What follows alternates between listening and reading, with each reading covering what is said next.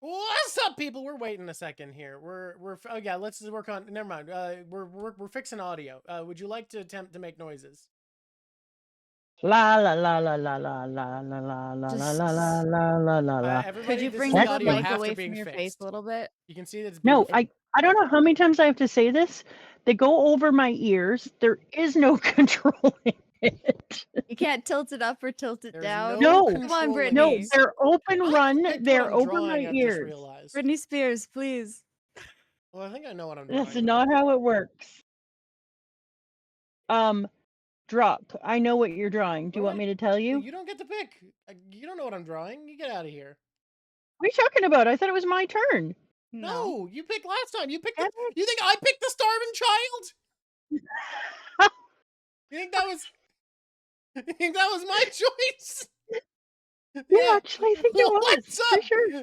Hey, YouTube. Welcome to the show. You think I went? Yeah, I want to draw a starving child today. Now that recording. Sounds fun. Yeah, no, I I'm pretty draw sure a you woman did pick getting that. tortured and a starving child.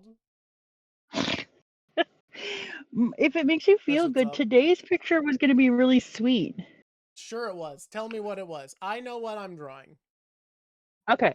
So what I wanted for today, when I thought it was my turn, is I wanted Puck's moony eyes at Skull Daddy, with Skull Daddy rolling his eyes at Puck.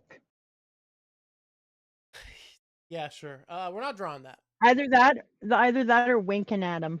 We're not. That's what we're not drawing. That's the thing that's not happening. I mean, That's too bad. Everyone misses out on that. I'm waiting for the pills to take in. Hi, everybody. Welcome to the Drawk Show. Hi, YouTube. Welcome, folks. Welcome to the Drawk Show. Rocking it out. Drawkorama. Drawkoroni. Skull Knight is great. Hey, I honestly love Guts just rolling up and seeing Skull Knight being like, hey, what's up, bud? Like, just treating him like an old friend and being excited. There's something very cute about it. The part I like about that is how much it messed with Puck. Puck being like, what the hell are you doing? You have a friend? What's up? Like, I didn't know that people liked you or tolerated your shittiness. I thought people didn't like you, man. I don't understand why that guy's I mean, it does make sense that your only friend would be on a weird, scary, like, midnight hell horse and be made out of skull, but other than that. I also love Guts being like, hey, what's up, pal? And Skull Knight being like so not in it and being like, I must only speak in esoteric vagueness, struggler. And he's like, struggler, that's me. Bud, how's it hanging? Yes, the prophecy dictates. Yeah, man, that's cool. You know where Casca's at? The woman and you must meet at the anointed ground. Oh, wow. Why do you know what's going on, bud? Like, Guts being so casual and this guy speaking in prophetic riddles is so funny to me. Well, Skull Daddy is from a different time and place and species. Do you know what I got to tell you that I wish I didn't do? What's up? I wish I didn't look deeply into how to torture people using the wheel and how it was used historically. I wish I really didn't. Huh, okay. Weird choice. It turns out that it was not only a thing, but it was like really horrifying that they would, take their arms and weave them in and out just normally, like, oh, put your arm out here. Kind of like I imagine the way that you try to put a sweater on a toddler or when you're trying to get a baby dress because they're not helpful, you're putting their arms in and out of situations. But then once their arms and legs are in situations, then they just take a mallet and they break them in several places so that they die over days. And the executioner's job was to see how long they could keep them alive. I love when people are like, you know that all those things you hear about medieval torture, like those medieval torture things you hear, aren't real. And it's like, you're right. People do make up a lot of them. A lot of them aren't real. But the ones that were real are still like just as fucked up as the fake ones. Like, yes, the Iron Maiden was fake, but it was fake because that would kill people too quickly. The real ones are far worse. Yes. Like, yes, the Iron Maiden wasn't real. They did worse things than that. It just looks fucking scary. A wheel doesn't look as scary. Breaking on the wheel, but they also called it Catherine's wheel because apparently it was used for Saint Catherine of Alexandria, but then and so the wheel was named looked after her, but then legend says that when it touched her, it shattered, so she had to be beheaded. Well, rest in Go, Catherine. pieces. It's your birthday.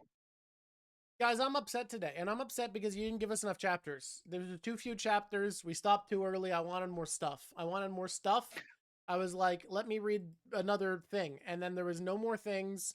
It was over. It was done. I'm all good. I think I'm you're watching the great. babies for an entire week, and so it's a real vibe to go from sweet, innocent, lovely little babies Yeah. to Berserk. I think I'm about It's not the found vibe it. you want. I think the vibe sounds great. No. Your father was like, "Hello, I am Drawk's father. Would you like to do your He's show British, in the that's cool. house?" And I was like, "What if the babies overhear me talking about orgies? That's not going to happen." I thought we were calling it breakfast. I thought that was the term we came up with the last time. Oh there was my, an orgy. I'm so sorry. I forgot. Breakfast. What if the Yeah. babies hear me talking about breakfast? Did you see what Dr. Jack? There is a term in German because the French didn't really use it, but the Germans were very notable for it. And French, but then less in England and Italy, apparently. There's a term in German that literally translates to "you feel like you've been spun on the wheel." I'm going to do German now, okay? Drawk, hold your boots. Here you go, Boots people who help. speak German. It's Mama Drawk does German. Here we go. Ich fühle mich wie Gatterdart. No, Gutterdart. Ich fühle I mich can't do that yeah, last word. this is you're so good at German. Ich fühle mich definitely wie Gatterdart. You're welcome. Ich German wie Gerder, everybody. Hey, who's up for some Ich wie Gerder? An attempt was made, says Rich. Right spot of Ich wie Merde. Right? The ick was right. The ick was perfect. Dr. Jack, you butchered it, but it's fine. Tori, as a German. What? South American German accent, that's nasty work. Southern American. I like how we have to say Southern American because like we have to specify it's not South America, but it's the south of the country we call America. We're still on big screen. How dare I? Wait, let me have a thumbnail face. Which is No. I want you to look like you're watching Orange Juice and or Breakfast and you didn't expect breakfast. You didn't expect it? I felt like her vibe was very we're going for breakfast. No, did you expect so much drawing? Everyone is like, not allowed to draw the P, not allowed to draw the V.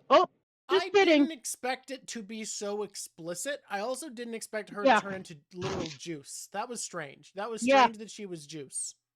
Yeah. Like, so that's the face I'm looking for in your little picture. Like, up to kind of point, like, what? Up to a point, I was like, this makes sense. And then she turned into juice, and I was like, oh, now I'm more concerned. I'm a little concerned about this. I don't think that's a normal human thing to do. Like, when there was a little bit of it, I was like, well, she did say that she's bleeding randomly and dying and whatever. And then there was so much of it, I was like, no, she is juice. That is not...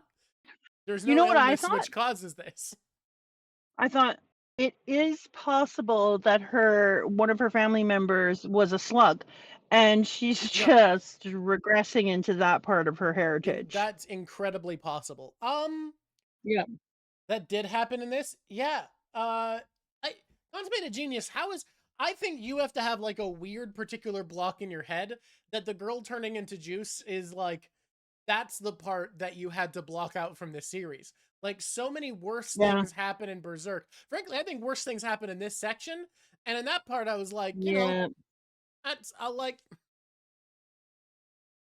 felt like reading a kink comic for a kink you don't have, but there's worse things in Berserk than that feeling.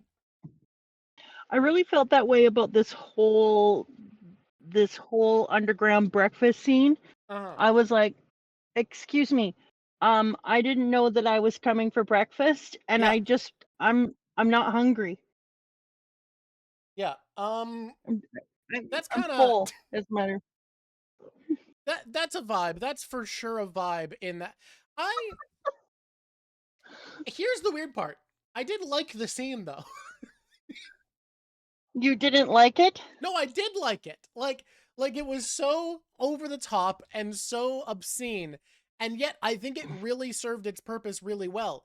Joachim having the being swept in the way she clearly was, and then having the breaking point where it feels like it's gone too far and everybody turns on him and is going to try to kill him, falling down the pit. Like, the scene was really good. Like, I really liked it, and I don't think it worked as well without the explicitity. I think there's some other places where we got explicit in ways in this section that weren't as like helpful towards the story. That felt like a really good scene. Do you want to hear a problem that I have? Yeah. And this is a me problem, and I recognize it. Yeah. And I recognize that Casca's whole situation is very dire, but because of the stupid face she makes all the time now, Yeah. I'm just like, whatever, Casca. I kind of want to smack her like what's her face did to her friend, Like and be like, Luca snap did out of it. to Or Nina. yes. Or I want to just be like, I can't with you. I just can't. This whole face, I'm not enjoying it. If anyone, I know it's theoretically mean constipated, but just hear me out. Ugh. I think in this entire section, I found myself kind of flabbergasted at how many characters that I thought were just a throwaway, toss them aside bit character felt really fleshed out and layered and interesting. Like, every single character in this arc feels like they have a lot to them.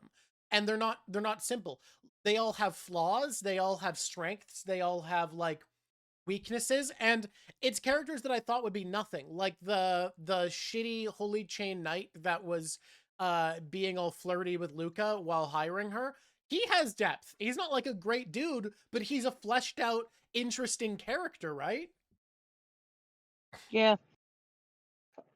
Like, Only reason I'm here for it is because I was like, well, it makes this a less toss away manga if the things we're doing matter as we go through, and the yeah. people repeat and their ideas are important because we're going to see them again in characterization. First of all, can I just say, Artor says, keep me away from mentally ill people. Brave of you to assume I'm not a mentally ill people. That is true. Number two. The call is coming from inside the house. Call's coming from inside the house. Number two, that look, like, good for you for drawing it, but there is a whole layered thing. It's just the worst. I hate it so much. Now, number three is Guts is like, I will travel with Casca. I will not leave her behind. And my brain was like, is she gonna take that face with her? I will say, when Miura is an actual like expert of faces, like an expert of facial structure and expression, where all of his characters, man or woman, are diverse in their appearance, where every single nuanced micro expression carries so much weight, I think the positive of her face looking this way is it is genuinely distressing because there's so much weight behind every micrometer of a line in every face here. He's so talented that normally every face is so full of weight and grounding in the moment and emotion that someone disconnected from all of that is genuinely unsettling in a way that's really, really I also want to say that Race Revenge took the break off, so I'm just going to go into it. I felt the same way, so I'm glad they said it. The face he chose for a person who has lost their wits, is now mentally ill and at the kindness of strangers now because they are unable to care for themselves, is a sex doll face, walking around with her mouth in a perfect O all the time, then with innocent wide eyes. It feels so fucking wrong. It feels like the word we're not allowed to say. And it's a sex doll face on a childlike person now, and I hate it And if we're taking that face with us, I'm not looking forward to her company anymore. I'm like, I think if she's coming with us at some point, she needs to get Casca back. Like, you don't keep a character as developed as Casca yeah, in this state that's forever. what my Now, big hope. does she die immediately after we get her back? Hey, who's to say?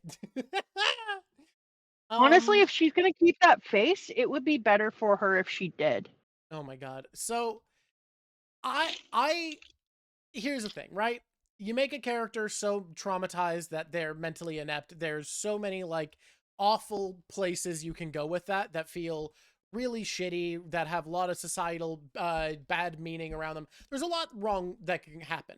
What I will say is, I think the way it's being applied in the story for the most part so far, like, feels impactful. Like, it doesn't feel like it's, oh no, woe is Casca.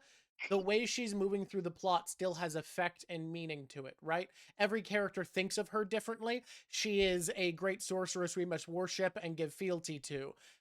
She is a burden on us. She's a target on our back. She's something we should protect. She is someone I was in love with. Every character looks at her and sees a different thing.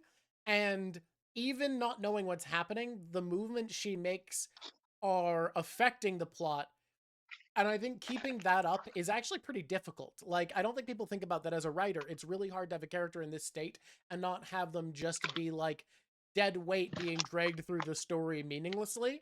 And that's not happening, which I like. Like, yeah, but it's also difficult to have a character like her with depth, emotion, and etc. And write it so that she doesn't come off as a simpering tool bucket. So that's also hard. And I'd like to see him do that now. It looks like Rafe's Revenge is saying that I did coin the terms sex doll, sex doll, sex doll. You did say it a lot in the Golden Age. But apparently sex doll, sex doll, sex doll. And that's what I don't like about it. The youth coupled with it. Okay, but I agree with you.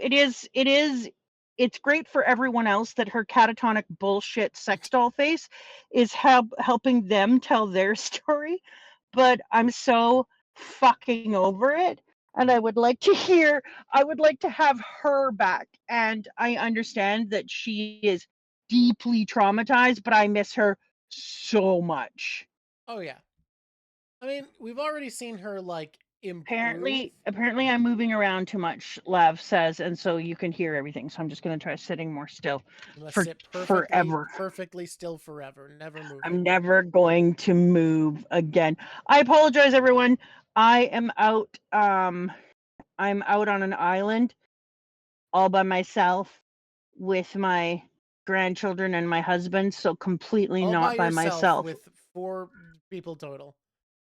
I'm not done. I also brought my cat and both dogs. Oh, you brought the cat too. Okay, yeah. 4 people, a cat, and 2 dogs.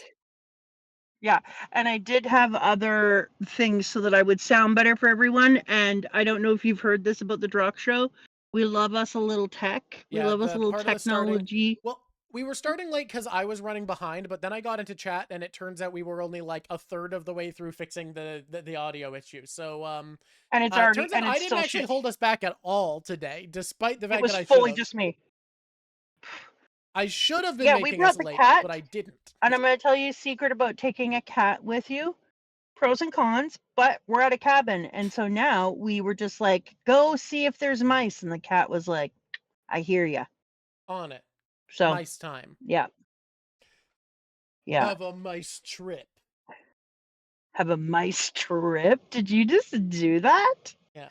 I really like this section. I really, really like it. I think I miss Casca, but I think we kind of need this to feel meaningful, and I think having her fully back to normal is not like a thing we can do. And I agree. Someone said that Potato Casca is here to stay. If you are someone who's read ahead and you're giving us a spoiler, don't. If you're reading along with us because you gave a reason afterward where you said it's not how Berserk works, that you just get over it. I don't think just getting over it is possible, but I think I don't think she's going to get over it. Yeah, not at all. But I think getting a further glimmer of who she was to come through more and more is possible, because I think at first, like, she's progressed from someone completely controlled by fear to being kind of fearless and unaware and twisting everything around her to mean something it doesn't. And that is, at the very least, like transition and change. You don't need to fully get over it to be able to transition into something, better for her, something closer to her. Yeah. Now, if you're reading ahead, don't spoil for us. If you're reading along, I see your opinion. I don't think she can just get over it. That's not going to happen. That's not We Berserk. don't let our cat out. Our cat is an indoor cat for many reasons. We live in an area with so many eagles, so many owls, so many eagles, so many hawks, everything. falcons, coyotes, cougars, I have like bears. so many red-tailed falcons, which are the birds that Sorry, make that sound that Americans, hawks. the one that Americans think is the sound that eagles make, but that is not the sound eagles make. No, red tails. Yeah, and no, red all the other hawk, ones. Yeah, peregrine falcon. So my which poor cat, if it went outside, would be every time it gets outside, I'm like, is this the time the cat is eaten? So right now, the only thing that's being killed are spiders and possibly mice, although I don't see any mice things. Yes, he saw an eagle fly off with your uncles. Yes, eagles on this island where we are, there's a season of lambing here, and eagles usually get a few lambs every season. Yeah, and people are like, oh, that doesn't happen, but yeah, bro, it does. Eagles have such a lot of how they hunt is because they can lift a lot more than a lot of other stuff. So eagles are really powerful hunters in the Rocky Mountains because mountain goats are incredibly good climbers because of how well their hooves friction works and how well they work with balance. But eagles successfully hunt mountain goats all the time because they're strong enough to swing down, grab their horns, and lift them off balance to throw them off the cliff and then go eat them. I bet you lots of the baby goats here also die. We don't hear about that because they're wild. Well, they're feral wild, but you know what I mean. You know what? In the beginning, we see Casca out in the field, and there's a picture, and I just wanted to point this out. Apropos of nothing, that what? Did we do Craig? We did. Cool. Yeah. Yes. Craig is there. Okay. Craig is there. Casca Apropos of nothing, but there's this great shot of Casca in the darkness, beside her baby. Mm-hmm. Total lookalikes. Both of them have the exact same mouth.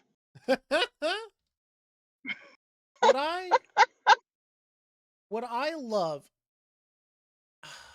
I started to think about this. The reason I chose to draw this shot of Casca is because the way that she ends up being is because of the importance her position has been in, because of the bizarreness of where she's been. Despite being not aware, she is protected by her baby who, like, conjures the darkness out of the dark sign and then sucks the demons out of everybody to make them collapse after they go crazy and kill each other, making everyone think she's a witch. And she ends up showered in jewelry and gems and misunderstood. And I think it kind of is a little bit, you can treat it as symbolic of her position in the story right now, where she is misunderstood. People don't really know what her place is. She's not able to act on what she is, but she's still like this pillar of importance to the story where she is still like the centerpiece and focus of the plot at the moment. I think that's neat. Yeah, I also think she represents the story as a whole, in which everyone just makes their own mind up about what gods and demons are, what's good and bad, what matters, what doesn't, and they all put different meaning to the same fucking thing. So, to give an example of that, all the god hands, I was going to call them people, but all the critters of the god hand have... I don't know what to call them. Like, what do you call the critters of the god hand? The 7 warlords of the god hand. Well, there's 5 of them. But... Well, there's only 5 of them, so that would be a really strange choice, but okay. All the things of the god hand have The fingers, not I guess, is what you scientific, call them. I guess. Not all of them have scientific names, but lots of them do. Like void is like emptiness or a vacuum. So it's like I think that's they're a all inspired primordial by state. But sci-fi novels or something. some of them are. But I was looking a bunch of them up. But not only is void like primordial, but I was also thinking that void is very Buddhist. It's like existentialism. It's the void, the nothingness, because that's your whole goal in Buddhism, is to be able to sit um in the nothing, in the breath between the breath, right? So he's not only a representation of like time before creation, but he's also a representation of like Buddhism and the philosophy within there. Slan is the big slutty one, Yep, that's true about her. and is like the big slutty one. It's a Yep. nice way to say it, right? I think that's what she Well, would be like. Oh my let's go god, through. do you want to be my press agent? Let's go through the first time she manifested in the material world. She was the size of a mountain, big, and masturbating. Slutty. Yeah. There. Yeah. Masturbating Okay, publicly. I don't know what to Important tell you. remember. Important to remember. And I think because she we have other characters who masturbate in the series, and it doesn't make them slutty because they're not doing it in public. some of them are doing it with swords, and I don't know if that makes them slutty or just really silly.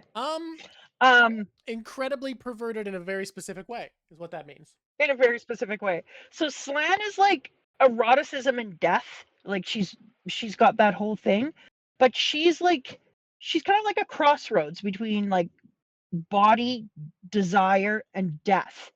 Mhm. And then Ubik, I knew nothing about this dude, Philip K. Ubik, but Okay. he is a dude who Hey, just correct me. Philip K usually ends with a different last name, right? Like there's another Philip K, right? Because I thought that was going somewhere, but I don't remember where. Philip K. Dick Ubik. Okay. Philip K. Dick. This person. I guess I was used to hearing Philip K. Dick, but I guess if the Philip K. Dick also Ubik is a novel by Philip K. Ubik Dick. is the novel. Philip Okay. K. Dick. If there was two Philip K. novelists, out. I'd be so confused. Okay, so the notes got scrambled, but we were close. Yes. This dude, I've not read his book Ubik, but apparently it's about illusion and deception, manipulation and surrealism and false hope. Those are my notes I took on it. Okay. And so I was thinking about how this is a representation of all those different parts of philosophy with surrealism. It's a representation of psychology and manipulation and hope and deception. And so that falls within it. And then you've got Conrad, who is disease and corruption, and all about the ruinous plague. And then femto is the most interesting one. So I looked up the word femto, and it is ridiculous and weird. So let me just go to it. Femto is, here's my notes. It's a metric prefix meaning 10 to the negative 18th. Or 1 quadrillionth. Okay. Or 1 quadrillionth. It is often used in physics to describe unimaginably small units of time and space, like a femtosecond. And so when you're thinking about the fact that he chose it for Griffith, it could be talking about how it is something that is beyond human perception. It's so impossible to think of something at that scale. It separates him from his humanity completely when you're looking at it as a femto, and it separates him from the real world completely. And its smallness kind of reference how little remains of like his human self and emotions, but it also, in my opinion, suggests like immense concentrated power. I think of it like kind of like the quantum phenomena, like femtoscale. It's so small yet produces this massive effect. Okay. And so when you think about it in the context of like the God Hand members' names are rooted in like abstract scientific language, science fiction authors, philosophical ideas, and religion. And it started to make me think about how this entire series is made no separation between gods and devil. that it just Well, if depends anything, a on very how specific people. conflation. Exactly. It just depends on how people view the exact same phenomena and the exact same omnipresent power. And so, whether you view it as being a godlike entity that requires your submission, or whether you're a person in this who even doesn't talk about God or the devil and you're philosophical or you're scientific because he goes into the science, he's basically saying that it doesn't matter what you worship or focus your belief in, whether it's science, philosophy, psychology, God, devil, it doesn't matter. It's all the same fucking thing.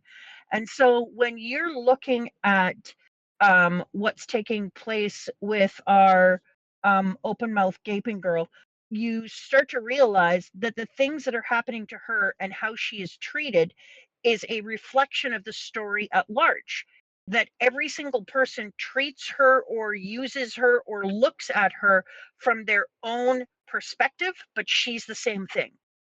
Hmm. I think that's interesting. There's something there to that.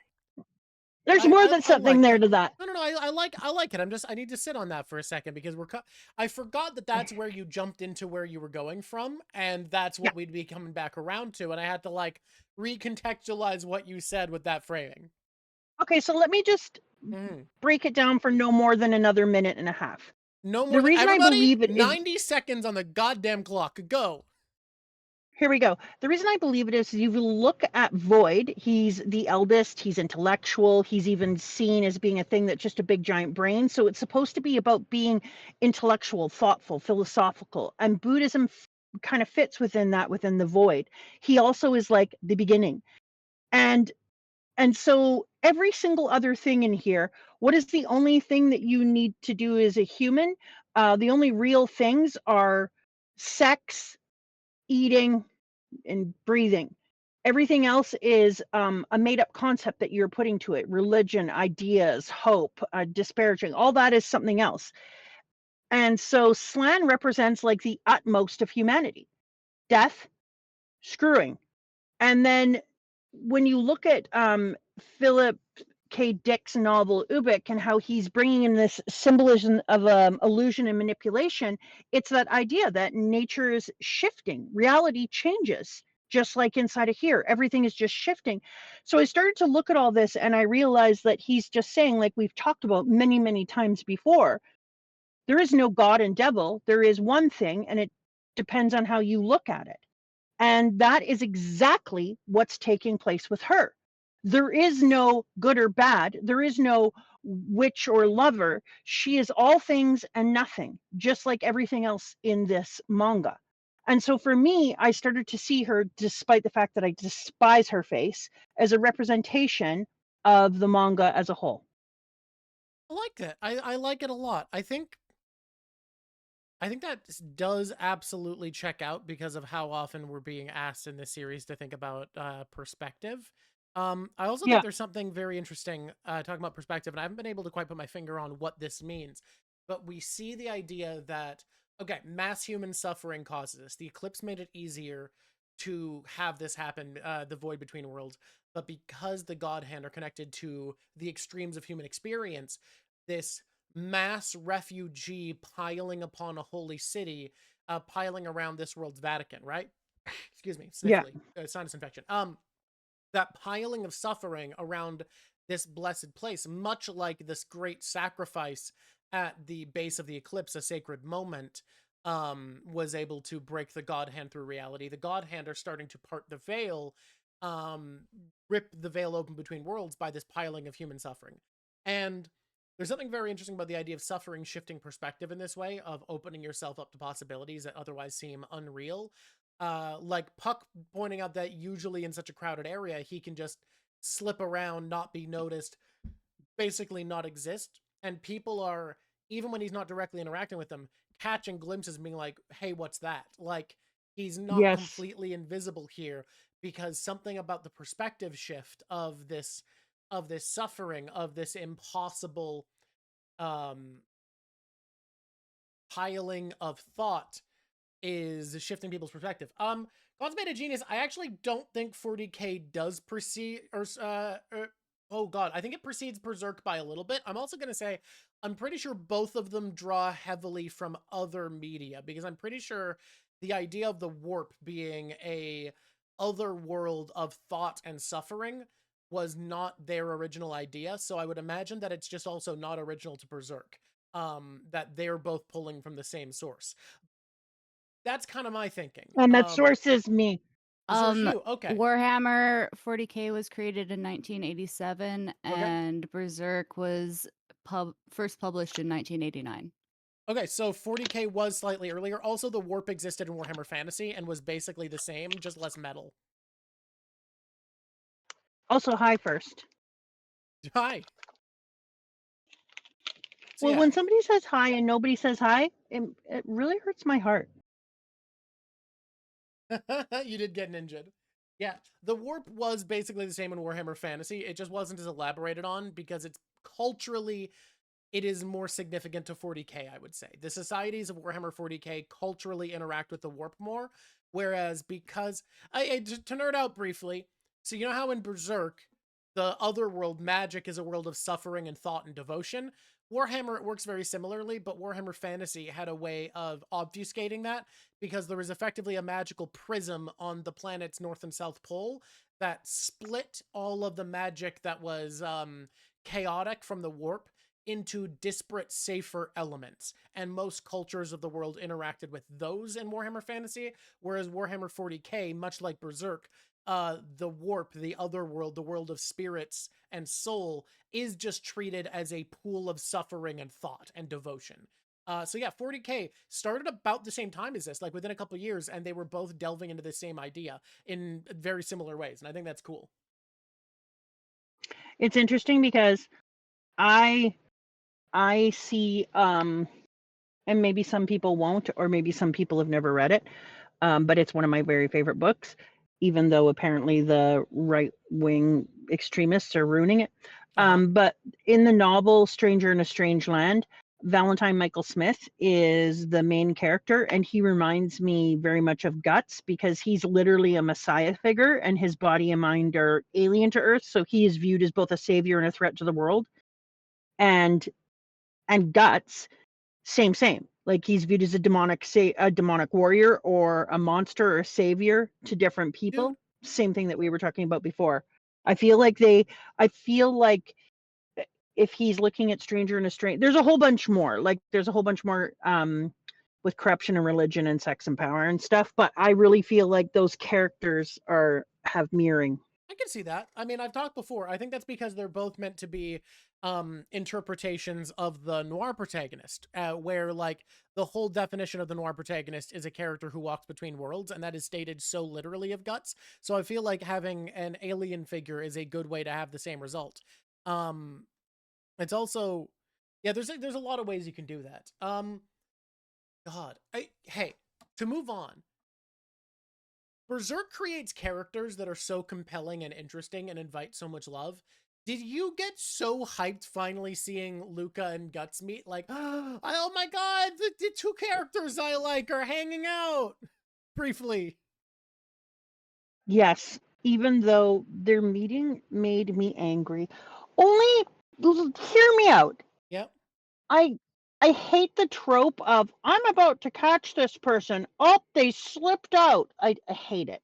Okay. And I know that he did what he could with the well, I've just got to do this, but I was like, they didn't leave that far in front of you, and she's a slow ass, open mouth, gaping, silly fool. That is why they pointed out they were like, even though it's a small area, because they could have gone in any direction and it's too crowded for footprints, we can't find it. Like, whatever. They spell out why it was hard to find her, even though they couldn't I don't move care. fast. I fucking hate that trope. Like, I hate that trope so much. Like, oh, I almost got them. Oh, it's painful, but you also know they couldn't reacquaint in a tent like that. Like, it had to be more dramatic than that.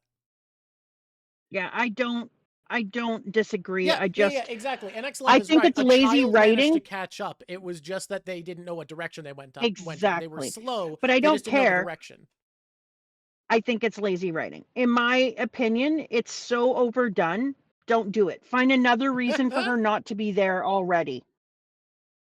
Like the Yeah, princess in I'm another castle. like, oh, The princess in another castle is another thing entirely, because that's just video game contrivances. That's just the game wanting to be like, oh, don't worry, it's not over. There's more lizards. This one wasn't it. There's more lizards to beat yeah. up. I just was like, no. Yeah. But Yeah. But when they were hanging out, I would have really enjoyed. That's what I was trying to say. When they were hanging out, I really would have enjoyed their meet cute a little more if I didn't know that in the meantime, when she first started to talk, I was like, no, I already hate your character so much, Syphilis Becky. Why do you have to do this? And Nina I'm is adorable and making everything worse for everyone. exactly. And just allow me to call her Syphilis Becky. I don't know why, but I love it. So somebody said that Mama was in a mood today, and I think they're right. And so when I was trying to enjoy my little meetup with Guts and Luca, and I think they would be a great couple. I was about to I say that ship if he them. wasn't in love with Casca, if she dies and he Yes. gets over it, god damn, they have so much chemistry.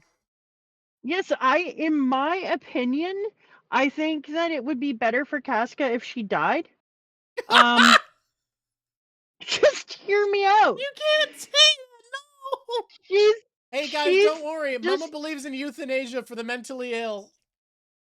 no, she's broken. I don't know if you've met her. I don't think She might she's get happy. better. Okay. I mean, yeah, that's gonna happen. I think she might be better off. But anyways, I think Hey, Luca Aesthetic and Delta? Guts. Sorry, Aesthetic Delta saying in Berserk we'd all be Nina? No. In Berserk, I'd be some dead soldier. I'd get conscripted probably. I'm a big guy. F that crap. I'd be Luca. I'd be running this shit. No way I sit back. Your father tells me all the time he'd sit in the middle of the road in an apocalypse, and I was like, good luck sitting in the middle of the road when you're busy doing the tasks I've set out for you. Yeah, I whenever people I'm with are like, I couldn't survive an apocalypse, I'd make you, motherfucker. Exactly. Do I'm like, it. oh, you don't think you can survive? Well, that's too bad. Take this bucket and collect Too bad, rocks for I our wall. do. Piss off. I've decided you're surviving. Okay, so hear me out. Luca and Guts would make a prime couple. And I think that she could really help him take a look at his dark side without being all falling into the dark side. Like she's the type of person who'll be like, yeah, that shit happened. Yeah, that shit's terrible. It's awful. So anyways, you're still alive. What are we gonna do? You know what I mean? Like she's got that vibe to her. She does. Look, the fact that I thought when she saw that Nina was falling into the Slan cult, she was gonna like fucking push her off the cliff, and instead she does everything she can to snap her out of it. What? Yes. She's so committed to her word and to the people she cares about. And I was just like, come the shit on. You're the one and the two is what's going on here. And meanwhile, Syphilis Becky here, who's just turned to juice in front of all of our eyes, has really got a lot more issues than we knew. And can I ask a question? Was that their cauldron filled with babies? Was that the food where they were eating? The cauldron was in fact full of babies, and it makes sense because we did specifically. Never mind. I just realized I'm conflating this with something I read recently. But yeah, no, they were eating babies. That's for sure. Okay, so I'm going to say maybe that's where Neil Gaiman got his inspiration for his short story, Baby Cake. Okay. Yeah, because in it, he talks about how all the animals disappear overnight, so there's nothing to test or prod or eat or take their skin off and make leather. And so he's like, but we needed to go on, and somebody realized babies aren't really people. They can't talk or think or act on their own. And so when I saw that, I was like, oh, Neil Gaiman, is this where this came from? Apparently Conan has a similar thing, people are saying. People were wondering Could be Conan the Barbarian. You know what it is a reference to? I can tell you for sure one thing it is a reference to. Uh-huh. How fucking terrible people are.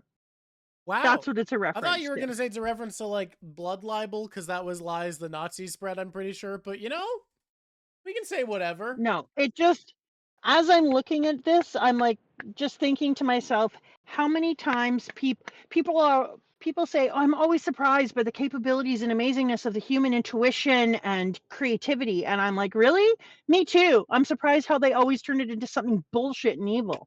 Like, absolutely. Like, oh, we're incredible and we can do this level of thinking. And You are instead of not in a protecting the weakness, good mood, huh? well, I am in a good mood. I'm just in a thinky mood. And also a little bit pissy because I don't know if you heard Trump's movement with the nuclear submarines, and I'm so done. I'm so done in a new way. Hey, But don't it just worry. made me Don't be worry. like, If nuclear war happens, oh yeah, we won't have to worry about it. is it because of the being dead? Yes. Excellent, thank you. That's happy. So yeah, when I was watching it, I was thinking about that, and then I was thinking, I'm going to admit a thing out loud. Yeah. I turned the page. There were a lot of P's and V's, and I said to myself, am I imagining the detail in these?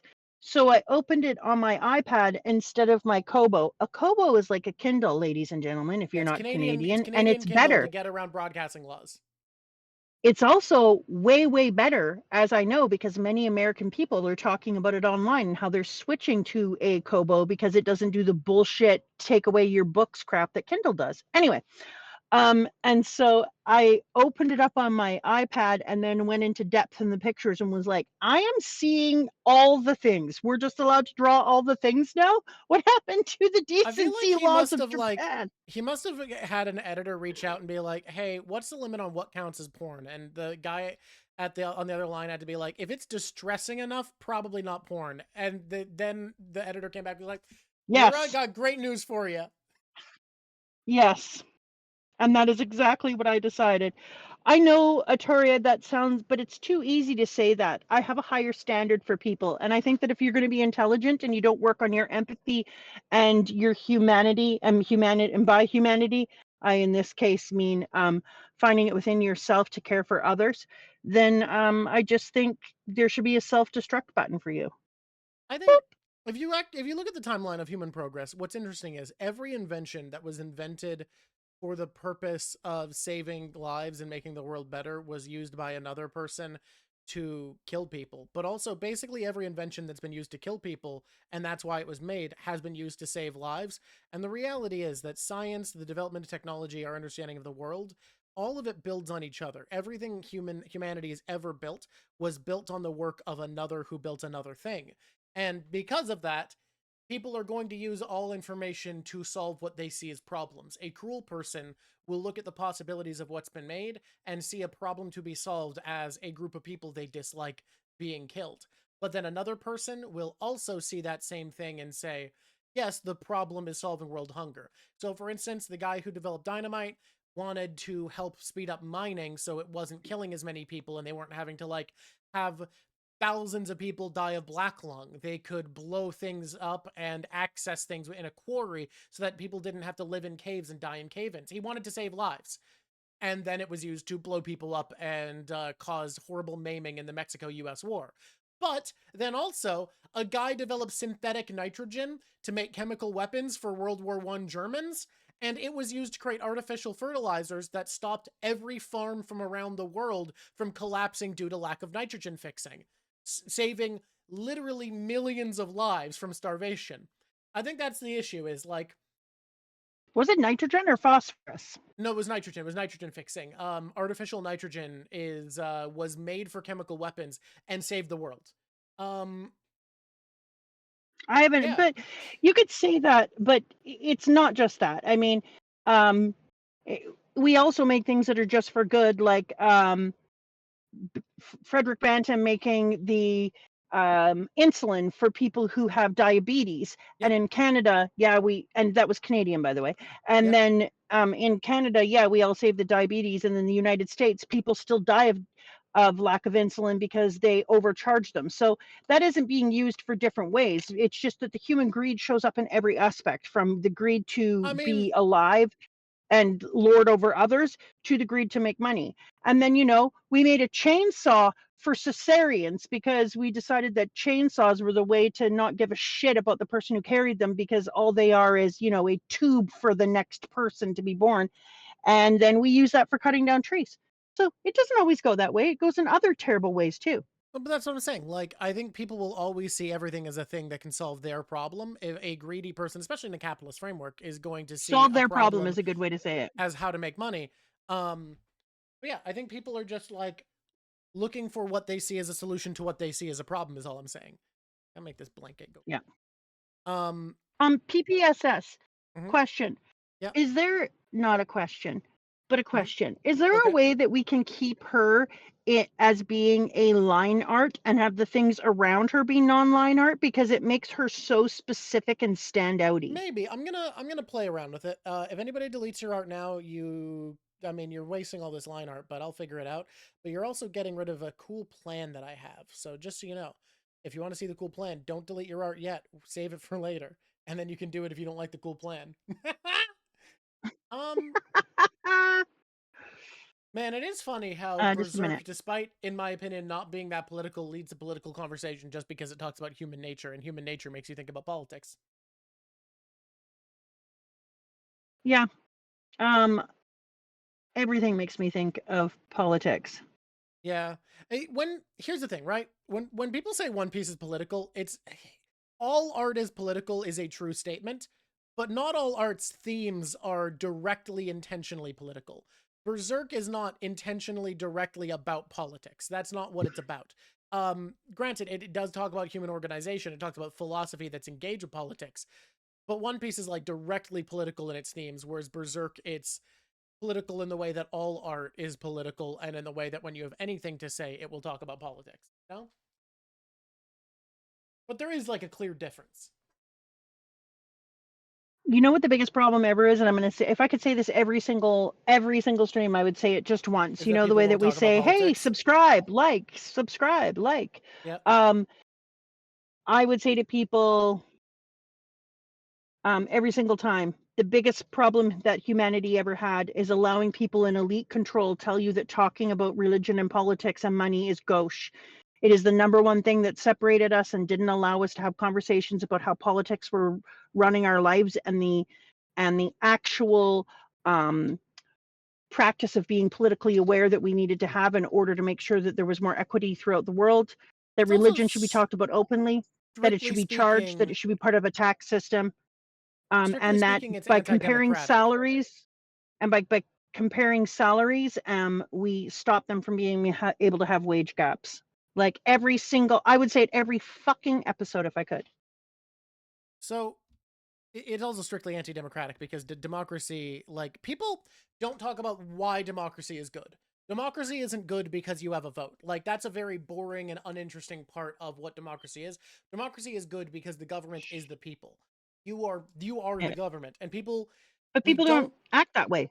We don't teach it that way because that method of thinking disempowers oligarchs. It disempowers the wealthy because they want a system where they are government, not us. And effectively, if nobody understands that what a democracy is that you are the government, you end up with a situation where you are not the government. The government is the people who think they are.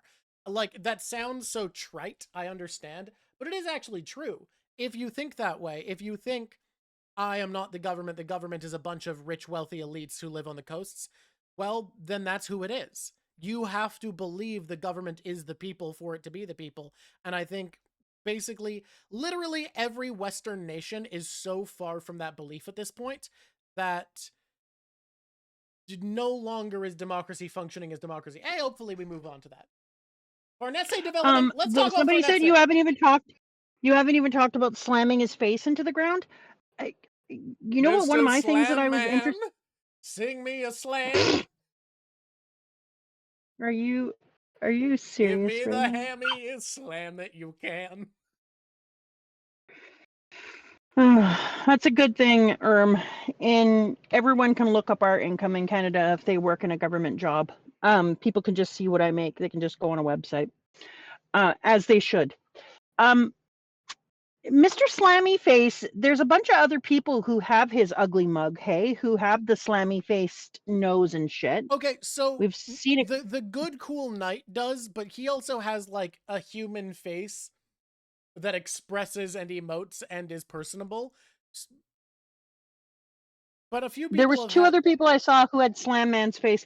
And you know that when they were like, oh, and he slams his face down, and then she was like, and I hurt myself with flagellation. I was just like, ugh, bleh, bleh. You know what?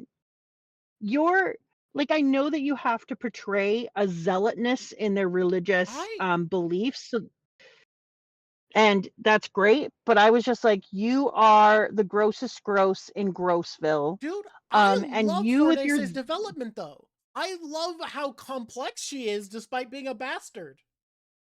yeah, no, she's complex. Don't get me wrong, but the whole him slamming his face into Oh the yeah. ground, and that was like a thing where we were like, oh wow, that's crazy. All I saw when I saw that is you're so pathetic. Is Well, there a but I word think that's more pathetic than pathetic? But I think that's the intent. I think the intent is for the audience to go, oh, this is really weird and gross and pathetic and weird. And for the characters to be like, oh, such piety, such lovely piety, such I faith. And I agree. think I we're don't supposed to go, this is disagree. disgusting. What the fuck? Like, I think I don't disagree. he's trying to get us to hate But it Mosgus's or whatever's actually outlook. repulsed me enough that I put down the thing and was like, ugh, I'm leaving. Because he's doing such a good job of okay, this is just going to take me a second to articulate it because my thoughts aren't in focus and I'm going to focus them while speaking. Yeah. He's doing such a good job of portraying the fact that in religion we can have people who are devoted to the point of causing themselves pain with their own agency. They choose their pain, they choose what their pain looks like. Yeah. It won't be starving, it won't be being unsheltered, it won't be being at the whims and ideas of other people because they need to be in power, but they punish themselves in a way that gives them also sexual satisfaction and allows them to feel like they have suffered enough that they don't have to worry about feeling bad about those other things, and they can torture and take power away from others. And doing it in this way and having to see it just so attached me to the real world and the way that people use this, not just in religion, but in many aspects of life, where they will decide the method of their own punishment. And because they've decided, the people who are actually being transgressed against never have retribution and never have voice. And it made me so incredibly angry. I had to put the book down and walk the fuck away because I was just like, I said, like, he did an amazing job of portraying it to the point that it overemphasized it for me. And I think it's part of what put me in the mood because I came back, I'd read a bunch, but I came back to that particular part. I skipped ahead of it for a while. And I came back to that particular part and was like, oh my God, no, I hate this so much still. Like, I hate it so much. It highlights too much the way that some people are allowed to choose their own method of punishment and think that they are so pious for it in every aspect. If you choose That's how really you're cool to being think about. punished, if you get to choose how you are being punished and you turn it into a thing that is for yourself, there is no justice. Can we I just had a realization in you talking about that, where this idea of choosing your suffering and finding purpose in that.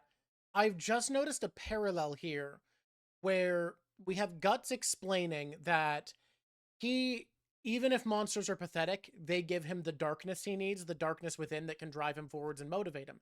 We have Mosgus being like, yeah, you need to shut out all of the doubt and let your faith guide you, and your suffering is an act of faith. It's a proof of faith. And then we get this reveal that despite being turned on by horror and torment, it seems like her exposure to that at a young age, Farnese, was accidental. And then Puck says that Guts thinking about the worst day of his life is giving him a sense of ecstasy because this anger is driving him forwards and giving him so much purpose and hatred that he's excited about it. It's going to make him stronger. In basically the same way that we see an ecstatic coping for trauma with Farnese as well. And I think there's definitely something in this, but the difference being Guts didn't choose his torment outside of choosing to put himself in situations where it may be inflicted on him, but it's not something he is outright seeking. Whereas Farnese is whipping herself and actively burning people, and Mozgus is throwing himself to the ground. Guts, it's just a consequence of trying to fight. Yeah. Look, Artorias, I'm not simping for Farnese. If I'm gonna simp for any woman in this arc, it's Luca. I just love Farnese as a character. Luca is the goddamn bomb. Yeah. Farnese is an incredible character, though. Like, she is, at this point, I think, still one of the most compelling parts of this arc for me, and it's an incredibly compelling arc. She's just also fucked up. She's not good. Yeah. I think she's great. Farnese? No, Luca. Yeah, Luca's great. Farnese's not. I think Farnese's compelling and interesting and a great character. I think Luca's a good person and a great character. You can totally see Guts is great in that he epitomizes mental health and mental challenges in a very different way than the sex doll face, because you can totally see in him that having this quest and having a quest was important to him. You saw him with the Hawks, and he was getting happier, but he still didn't have happiness, and he was still going to leave. And as things were changing, it still wasn't enough for him. It didn't focus his brain enough to take away all his trauma and anxiety. But this quest has so focused his brain and made him a zealot. He's not wrong. Don't get me switched on this. I think that Griffith should do all the dying. But having this focus with Griffith sucking so much has allowed him to take away his anxiety.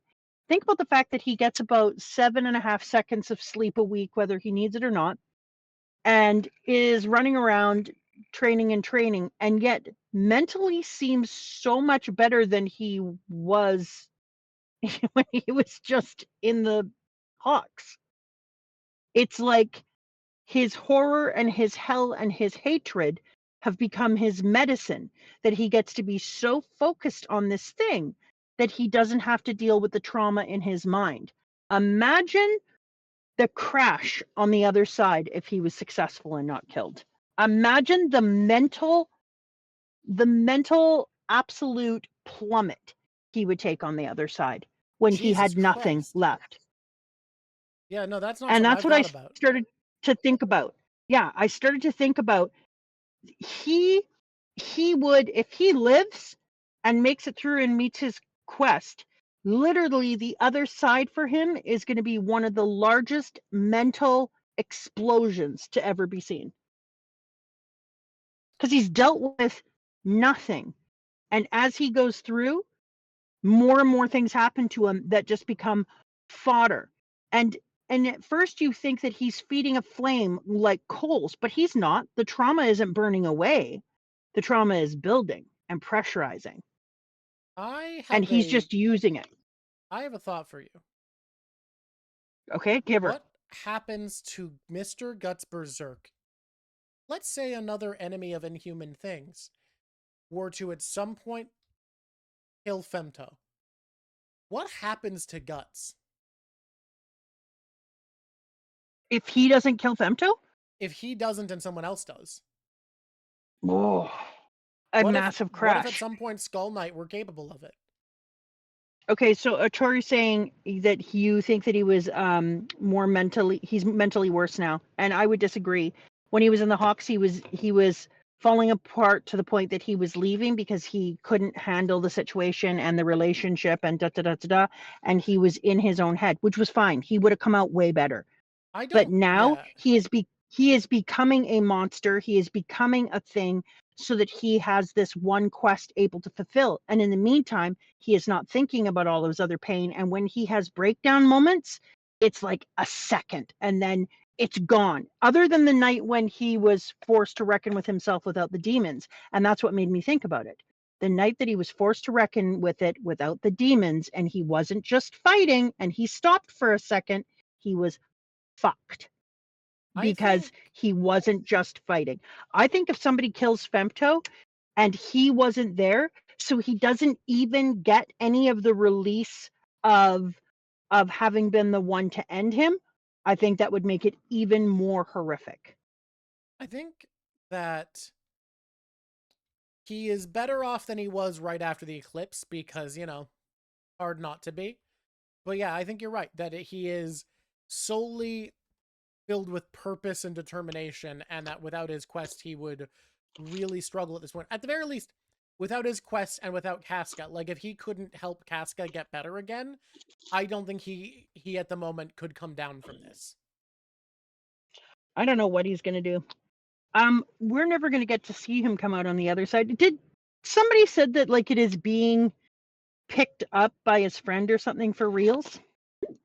Apparently. Wow. That's I'll ask. That's a lot of pressure. The pressure of writing at this level and doing art at this level, I look, there's a chance it'll be worth continuing just to see where it goes, but like it feels like so much of why this is good is that a person of immeasurable talent is behind it. Like, I'm just telling you, we are. If somebody picks this up, if his friend picks him up, we're reading it. I mean, we're reading it, but like, what is Berserk without the Mura touch, you know? I don't know. We'll have to find out. Maybe his friend is mentally screwed up too, and it'll be fine. Man. It'll come out all good. It'll be so good. We'll be like, oh my God. Plus, you need to know where he intended it to go. Like you have to know where the man wanted it to end. At the very least, you need to know what the ending was supposed to be. Exactly. Man. Are we bubble wrapping? Speaking of which, are we bubble wrapping Oda? Like, are we making sure he doesn't die? That's why there's been more breaks lately, to make sure he doesn't kill himself. Yeah, I'm a little concerned. It's not enough. I think we need to up our bubble wrap, our Oda bubble wrap. Did you know that the Go average ahead. life expectancy for mangaka in Japan is like something like 58, despite the fact that the average life expectancy for a man in Japan is like 83? That's weak as shit. The industry puts a bit of a toll on people. I need him to get his shit together. Hey, he's only like your age. That still gives him another 6 years left. Oh my God! Mangaka do not live long in Japan. That is depressing as shit. The industry treats them very badly. They are treated like workhorses. Now I'm very upset. It's not good. Yeah, that is why One Piece is ending in 5 years, KPC said. I did the math the other day, and if you just go through the amount of fights that need to happen and the amount of flashbacks that need to happen before we're done, and each of them happens incredibly quickly, there would still be like 3 years left.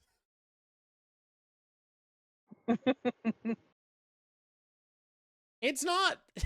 And yet he's telling your story. I don't think it's ending. Yes, the protest in Indonesia using the One Piece Jolly Rogers. The Straw Hat flag. It's very cool. That's amazing. That's amazing. Okay, I want to move forward and talk about specific parts, but I just gotta say, when you saw the I don't know what to call it, miscarried demon fetus do the swirly swirls with the protecty one eye banter and the goofy face, you're telling me that what you thought was this is so sad and beautiful because what I thought was that shit. What the shit? Wah! I protect you, mama. You got no heart. You're so rude to this demon baby doing its best to Here I not let your come. mom I die. eat all the demons. Rawr! Stay away from my mummy. I like that his two responses are, "Hey mom, I'm gonna protect you and make sure you don't get SA'd again," and his other response is, "Hey dad, fuck you. I'm gonna send ghosts to try to kill you. Fuck you, dad." Yeah, it's kind of wild given that his dad didn't do the graping. But his dad did like throw him away and squash him. Like, nope, that's not a baby. Get out of my life. To be fair, You're it's not my not son. a baby. It's something else. Let me think. What is it? It's gross. You know what? I'm on gut side on this one. Oh my god, Although that sneeze. Holy shit, that hurt.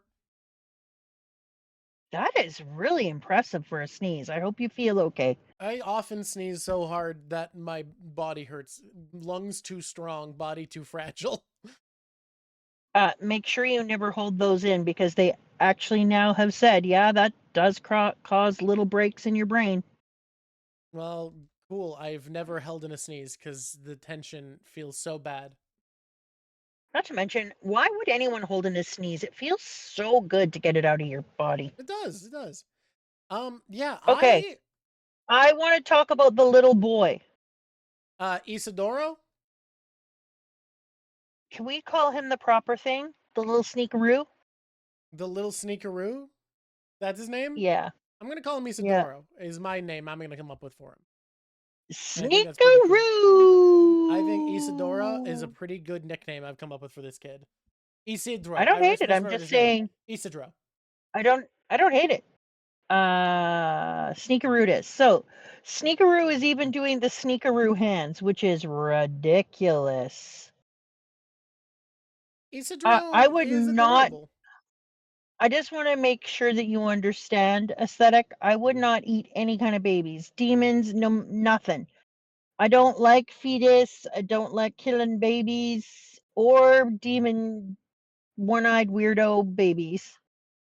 I don't think that baby is touching. It's not touching at all to me. It's hilarious. He's doing his best.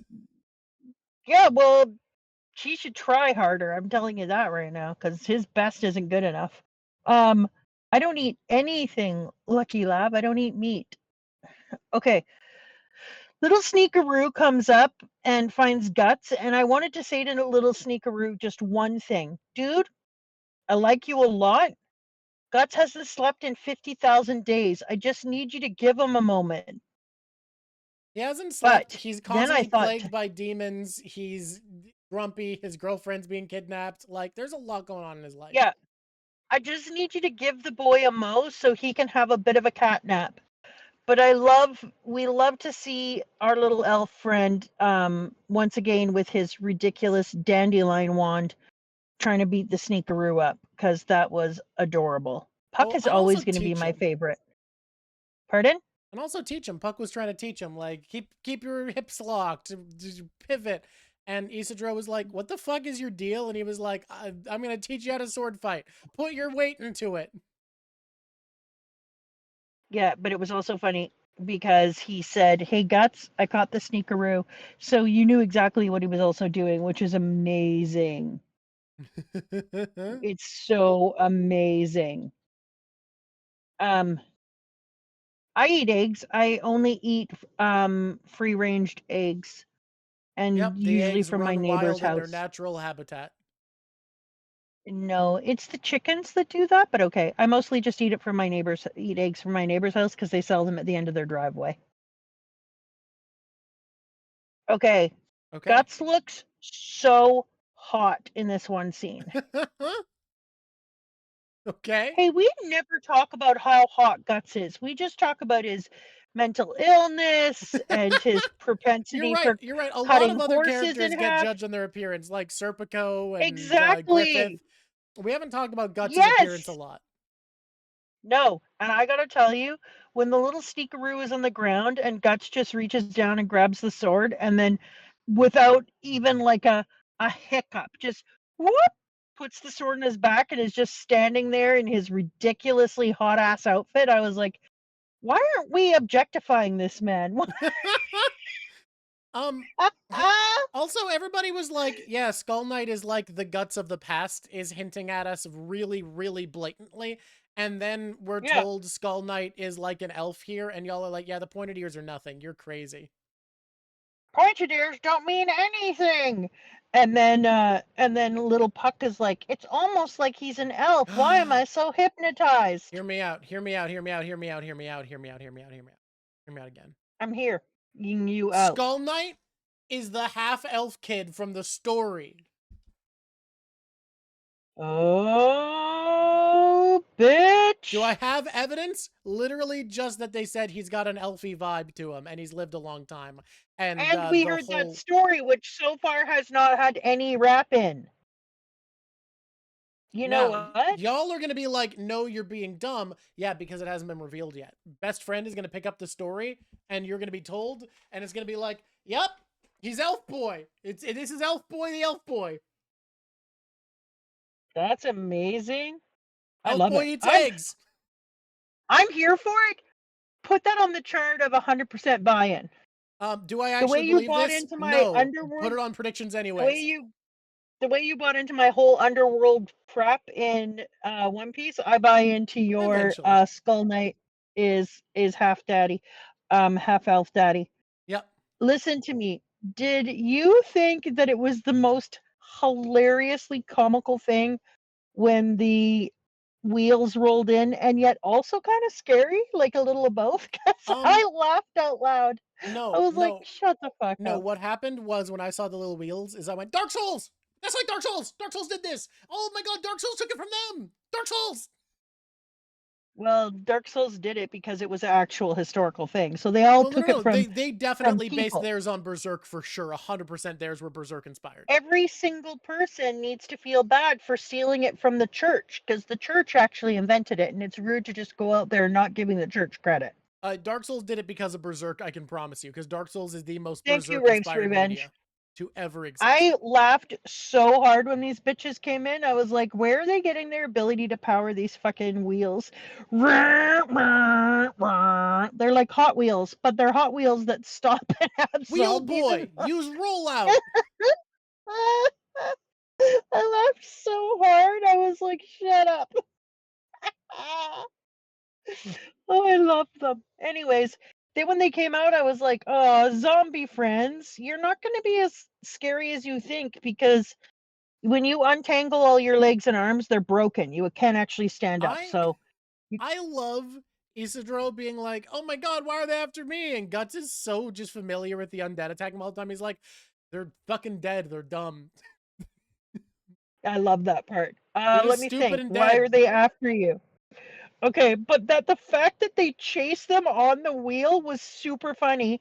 And then the fact that the wheel is spinning super fast, but the head is in one spot and is not a blur. I was like, what is the head just floating around? Like, yes, Dark Souls.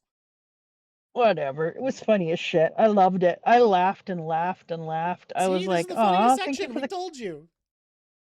Thank you for this comedic breakdown. I think Isidro, the wheels, and all this were introduced because they're like, hey, we're going to be getting back into some heavy shit. You need more comedic relief. Puck can't carry this on his own. Yeah. I think why they did it is because they were like, one day this will be an anime, and that will be a freaking glorious scene when it's actually emotion. That would require any anime to adapt more than the Golden Age.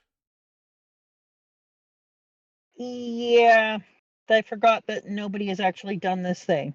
Nobody has. They've done the Golden Age like 4 times. And why the freaking oh, they did hell this? would you they do actually that? got this far in one of them? Okay, never mind. I take it back. Was it funny? Was it great? Rafe, was it great? They skipped Lost Children, right. They got right to it. Oh, weak. Skipping Lost Children? Can you believe it? Okay. I can't. It's the one with the Did awful you CG? see that the little sneakeroo boy and Puck made the same silly face that they allowed them to be in tandem? It was so good. I was so happy. When when Guts originally threw away the little Sneakeroo, I knew Sneakeroo was coming back, so I was like, whatever. But I was like, hey, you know what? Where do you think this kid is gonna go? Hi, Skull Daddy. I flipped the page to talk about something, and who was it? I Skull Daddy. I fucking love this scene so much. I so much love Guts being like, "Oh, buddy, hi, I love you, guy." I just couldn't even believe how stupid this scene would be if you hadn't read the first part with Puck. Because Puck had not been with him very long. Hear me out. Yeah. Puck hasn't been with him very long if you didn't read since the beginning, right? I think the anime gets rid And of Puck so- in general, right? Or at least one of them did.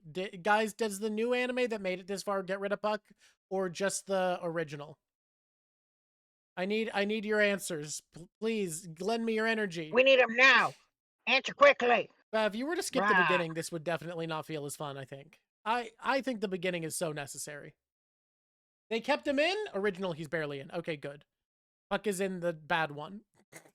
That's good. Oh, good. Puck is in the bad one. Well, Yeah. Puck is in the bad anime fucking that nobody A, likes, for sure. fucking A Ranger for Puck. You know why it's so upsetting for me? What? Because let me tell you a little story about my friend Puck here. Okay. You met Puck, right? Yeah, that's that little elf boy who I would call a fairy, but people are like, no, that's an elf because German. Okay, so you remember how I said I didn't want to read, I hate the road because there's no point in the road in which I'm like, can I have a breath? And so Yeah. eventually, even the fact that people are eating people and barbecuing them and shit, I'm like, yeah, okay, that makes sense in this world because this world is the fucking worst. Yeah. Even worse than ours. I know what you're thinking, not possible, but yes.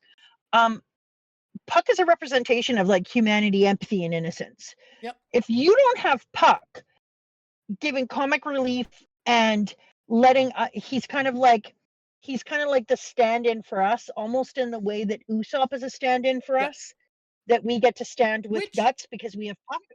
Wait. There's something to What? that Puck is explicitly a creature of the other world, of the world of magic, that is not this one. Yeah. And yet he is a stand-in for the audience because the audience too is not of this world. We are from a world Exactly. that is brighter, more Exactly. innocent.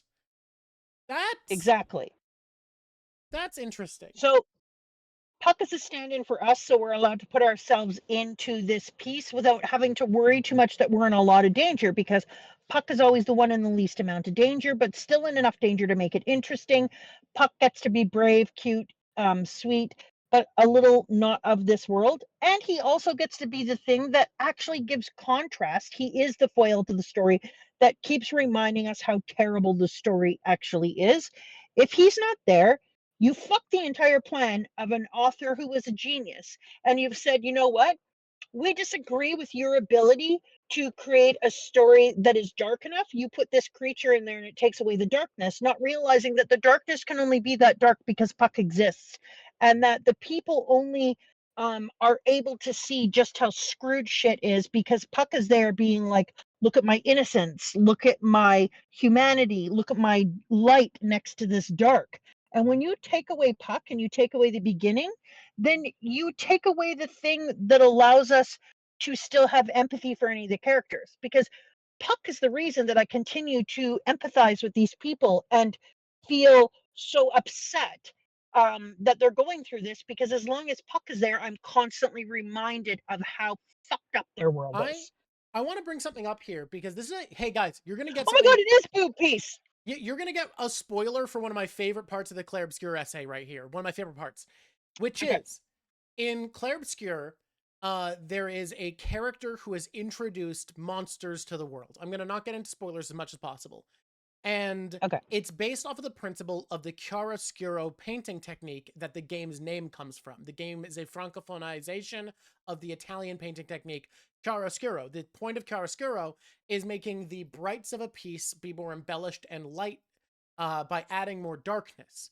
And thinking the world was too happy, a character in the game introduced monsters to it. And when we get into the first time that happened, the first monster she added was a creature based around light and lanterns. And the principle was that the light of the world would need to be enhanced by spreading night with the light of this creature. And the reason it was a creature that spread night using light is because of a statement in the game that while there must be dark and light, light always leads. And I think that line is so powerful because it's a way of saying no matter how dark you want something to be, the joy is what keeps someone caring and what keeps someone invested. The joy is what makes a piece of media matter and makes it important. So no matter how much making something dark is your goal, in this dance of dark and light, light always leads. And that is beautiful. I think that's lovely as a reason, as a motivation, as a rule for writers. And I think that's what we see with Puck and why the series is worse without him. Because light leads. Focus on the character that brings joy first if you want to get into darkness and have it feel meaningful. I love that. And guys, watch the essay. We're editing it also, right now. It's taking longer than expected, but it's so goddamn good. Holy shit, they're cooking. It's so good. All right. but also, the importance of a Puck is he doesn't just give us light for now. He reminds us that this world was more light Mhm. because he exists. And he reminds us that there is something worth fighting for. Because to be fair, Mhm. I don't give a fuck about this world. My God, that's a lot of F-bombs. You know what, everyone? It's okay. Get big girl pants on. You're gonna be okay. I don't give a fuck about this world without Puck. Because I'm like, honestly, this world sucks. What are you fighting for? Where is the pocket of happiness? What is it that you are suffering for, sufferer? Because this world is shit. But Puck existing reminds me that there must be other Pucks, but there also must be other happinesses. I think to the point that eventually the reason we needed a sneakeroo is he even thought to himself, you know what? There isn't quite enough light to fight for. I mean, And he didn't that's just why give we us probably Sneakaroo. In this section, we also get characters like Luca, who, despite struggling, care about making a better world. Like, we are and that's having okay. We've had yeah. characters who care about things despite struggling. That's different. Sneakaroo is thriving as a being, You know what? and That's true. even in his stealingness, he still has innocence and verve and a sparkle. Whereas a lot of almost all of the rest of the story, people's sparkle has been stolen from them. Freaking Sneakaroo is all drama and sparkle. And so I think that that's one of the things that he's like, shit, like there isn't enough to fight for yet. And so I think that's why little Sneakaroo had to come. But without Puck, even more. Like, Puck I think is you're it. right. Oh my God, look at her. I think so too. I He think you're does got 100% moxie. right. We need When you say he's got moxie, I hear it in definitely a 1920s a movie kind of way. transatlantic. He's got moxie, kid. Yeah. Yeah. That kid's got moxie. He's going places. You ain't gonna knock the kid down. All right, here we go. Okay. Hey, Guts, you and Skull Daddy together, peas and carrots, baby. Peas and carrots. You really get each other. Hey, Griffith, you suck. Just briefly, sorry, you were talking about the world and it reminded me, I saw this video recently where some of the Team 4-Star guys were doing a podcast review. They did a tier list of what anime worlds they would like to live in if they were to get isekai to them, and they got to Berserk and they were like, the thing about Berserk's world is it's already worse medieval Europe and then demons happen. They don't even have showers. And I Like- have a rule. Like, it's a worse You don't have a version. shower, I don't come. It's a worse version of medieval Europe.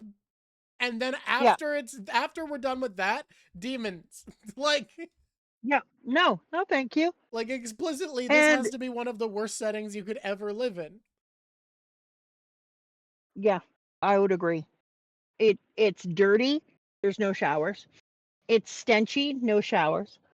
I Yep. don't see any flushing potties, and I noticed, I don't know if you noticed, that it has a demon issue. There didn't used to. There used to be very, very few demons. There's like Zod, and that's it. And yet it has a demon issue. And There's a bit also, of an it infestation. has a religious problem. Yeah, one of the And things they COVID pointed is out was like, imagine our world if all of the good parts of Christianity in medieval Europe didn't exist.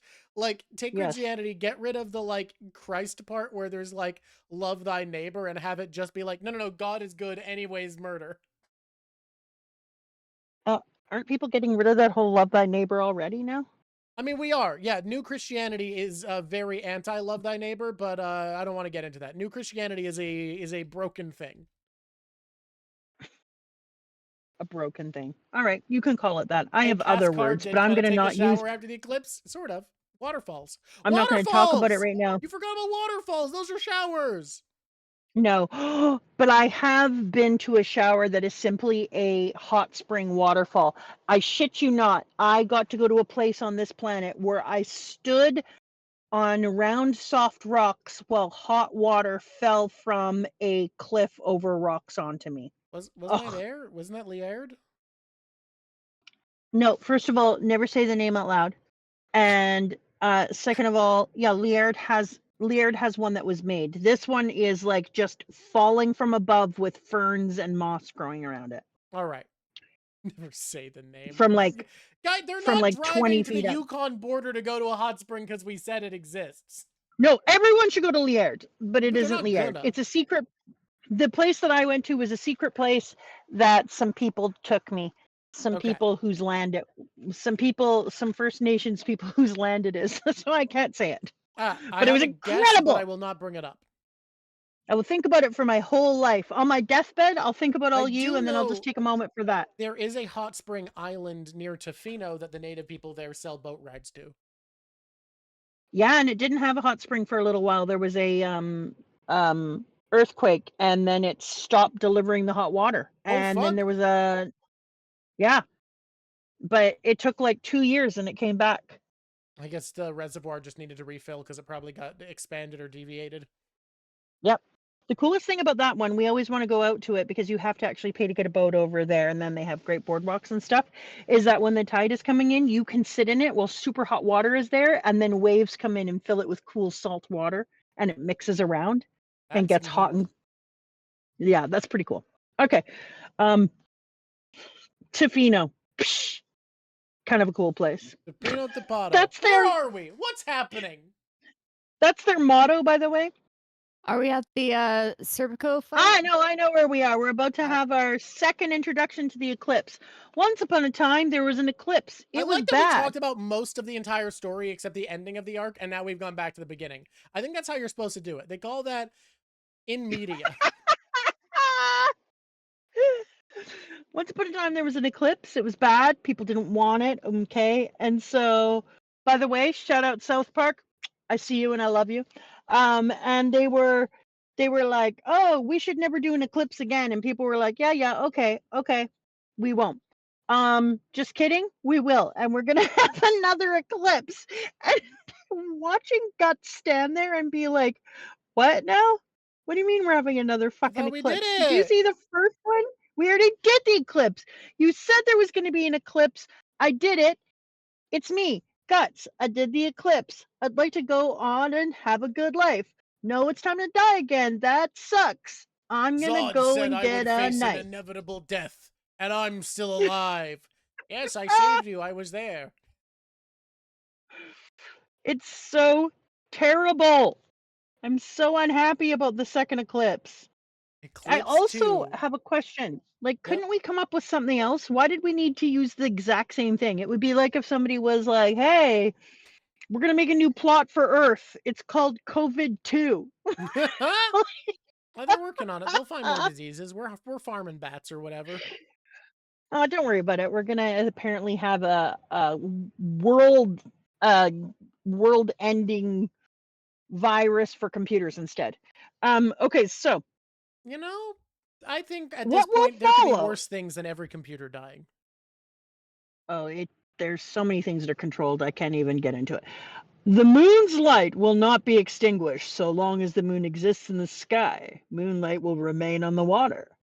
And this is a thing which already was. What will follow now is a shadow. No more than a shadow cast high above the earth by light from a distant dying sun. No, I'm not here for that. I don't care if it is a shadow. I'm not here for Eclipse 2. I want to speak on behalf of all the people of Berserk World. Fuck that shit. We did it. It sucked.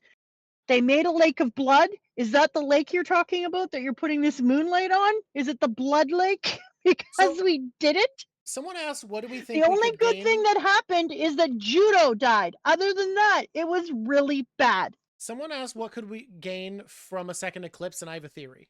You want to hear my theory? Okay. The eclipse Here was for a it. temporary thing. It was a holy moment where the veil was pierced. This is seemingly going to be an extended thing because it is being created by the concentration of suffering from plagues, madness, war, etc., that has led to a piling of desperate refugees around a holy place. My thinking is that the God Hand is going to be able to like meaningfully manifest long term because of this, because we have this legend in the past of a being who descended from the sky, left a crater at the city, and became the first king of Midland. And I think we're about to see Griffith become that again. And I think that last one might have been Void, because that's the only like humanish shaped dude we see. If only it was so chill. Don't spoil that I'm wrong. Question, what about the phrase blah blah blah, the 5 something can form around any place negative thoughts swirl in large concentration, but can't manifest in this world, thus are nowhere. Yeah, I was They about to talk can't about it. manifest. Well, I No, think I was because about the to talk veil about is it. If they pierced came here, in, so they're not gonna like. They're going to be here because this area is going to be between worlds. Like it is not going to be just I think the if physical. they came in, it would actually take away their power. Interesting. Because right now, like it would take away some of their ability. Because right now, we have that whole Eye of Sauron thing going with Griffith just putting his knowing eye over the land out of all the different things, out of symbols, out of people, blah blah blah. I'm Griffith. I've Okay. just stick my mind in people. Do you want to hear something horrible real quick? The Eye of Sauron was Go a ahead. movie decision. It was a metaphor in the books, and Sauron was actually still just a guy in his tower. Huh, interesting. Anyways, we got that whole thing going on. And so I think that if you just put Griffith on in the world, that it would actually be a little less powerful. Like if he had to be only in this realm, does he have access to everything in the beyond? Is he able to connect? Does he have to travel like a real person now? Does he have to fly his ass over to places rather than just using hell as a shortcut, like, and popping up wherever sorrow is taking place? And so I don't think we're going to get him in the real space in that way. I think it's going to be something way less awesome. I think it's going to be like maybe that he and the other stupid piece of shits can take form within the world. And no, if we're talking about it being a God hand and we saw a moment where they united, maybe it's something that unites their powers together so they can almost do like a docking, that they can dock together, and then they become a hand that can wipe out areas in each area. I need you to I clarify. don't mean in a sexual way. When you say docking, you mean like the joke from One Piece. Yes, I don't mean like, I mean, hey, we do have Death Sex Chick and she might like it the other way. But yeah, kind of like the joke in One Piece. And so except for this time, they will become a manifestation of the power of a hand. And they will be moved by whatever this god is to do whatever that god bids. Okay. I think Griffith still wants to be king. I'm going with it.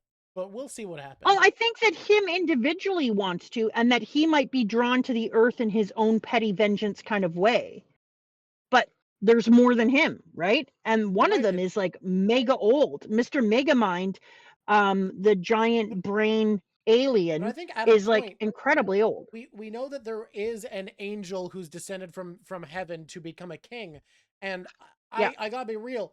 Conrad doesn't give me king vibes, so I feel like No, he Void at one isn't. point was mortal and foolish, foolish enough and mortal enough in his ambition to have become a king. I don't disagree.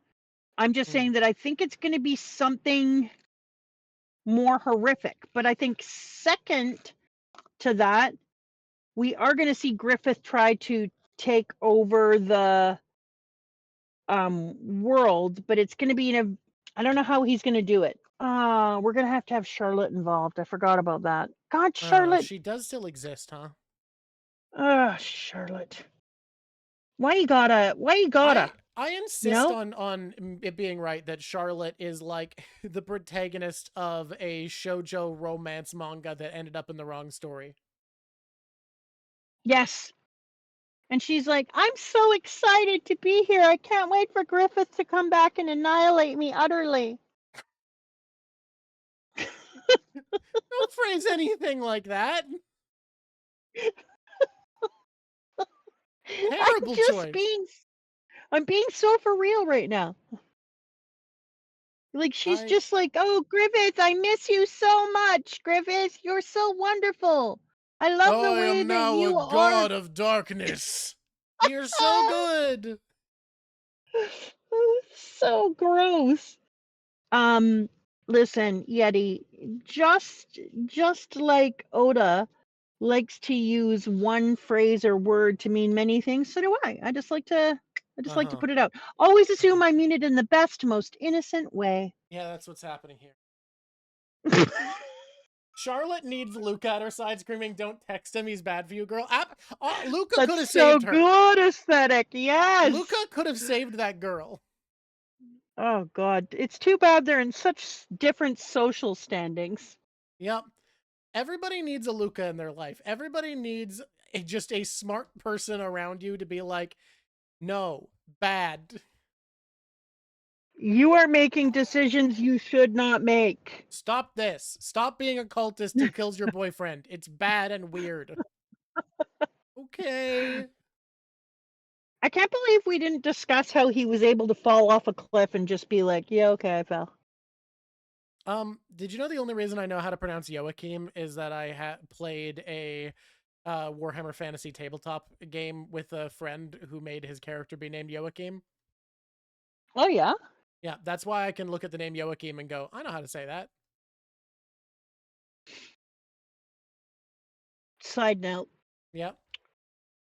I'm obsessed with the fact that I've had a tree fall down that's so big that I could cut like a good 12 feet off of it and hollow it out and make an on-property outside bathtub. Do it. Get the beeswax. It's killing me. There's some people online that I watch on the tubes of you from the Pacific Northwest who have a big stump that they've carved out. Huge. You can't even. Huge. I could even, actually. And so tall. You don't know me, but and they turned it into an outside tub, and then they did the same thing with a laying down one, and now I'm obsessed. Yeah, that's actually a good point. You don't need a Luca. Be the Luca for your friends. You guys go out there and be the Luca. I believe in you. Be the Luca you seek in this world. It's so good.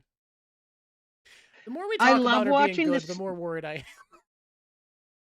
am. I love watching the little sneakeroo run with his whole heart and soul behind Guts. The greatest thing ever. The greatest thing ever. Oh, good. It's you, Charlotte. Is there anything from the beginning that we need to cover, or should we go? No, I covered the beginning shit. Okay. I do think we should talk about that watching Farnese burn people when she was 9 years old and get off on it and do the masturbating with it was a bit much. She's got issues. That was apparently her sexual awakening, and now she just loves tormenting people. But it's very clearly in this bizarre, awkward dance where like it traumatized her, but that extreme feeling became ecstatic, which is why now she's attracted to pain and suffering and torment. And oh god, seeing her instead of like seeing the way Guts and her react to their darkness differently, where Guts is like, this is dark, but I accept it, and her being like, because I work for God, I can do no wrong. I'm justified in doing that.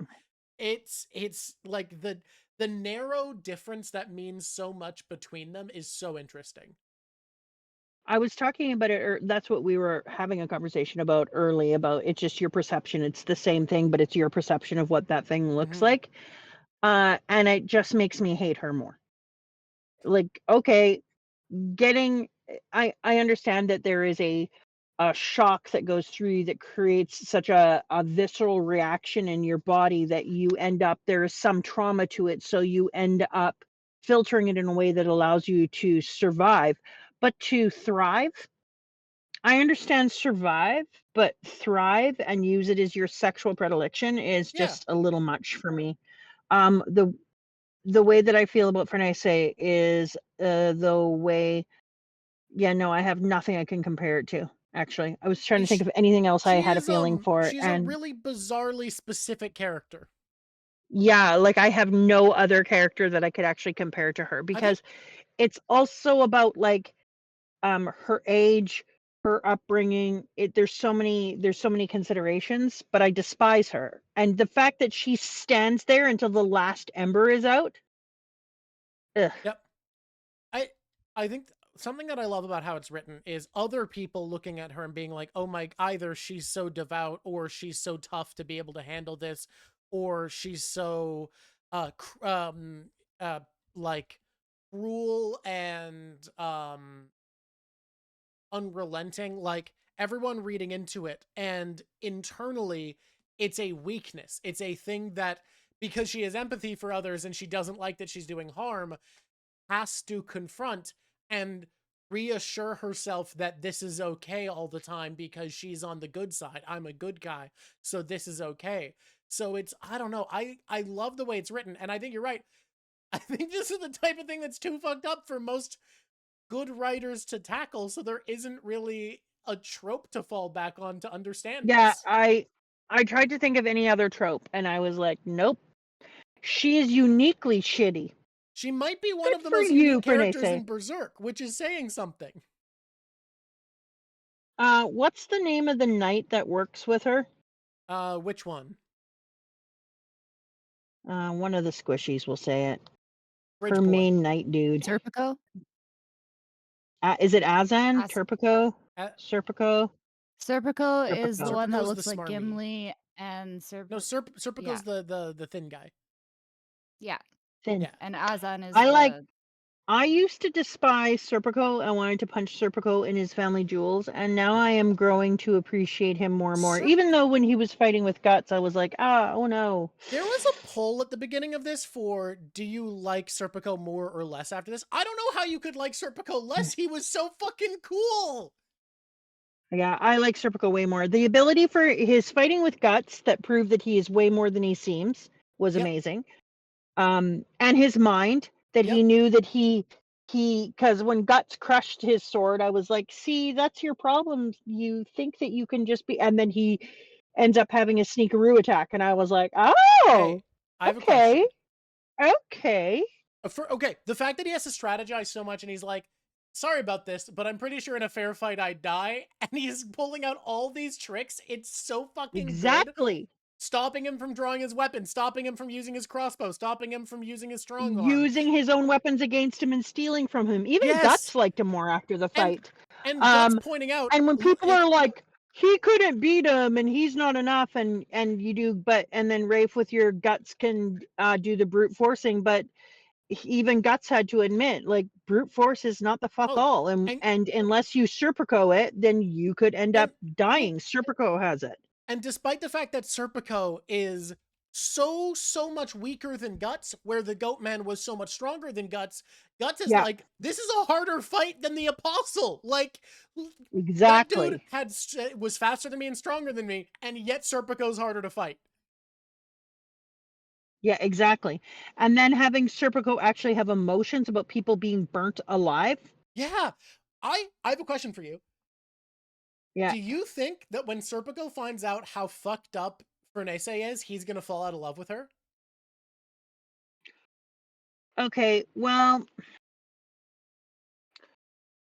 yes and no. Like, I think his humanity will fall out of love with her. I think there will be a part of him that still loves her. I don't think that he will protect her in the same way. I I think he's gonna end up not protecting her. Someone says they don't know if he doesn't know.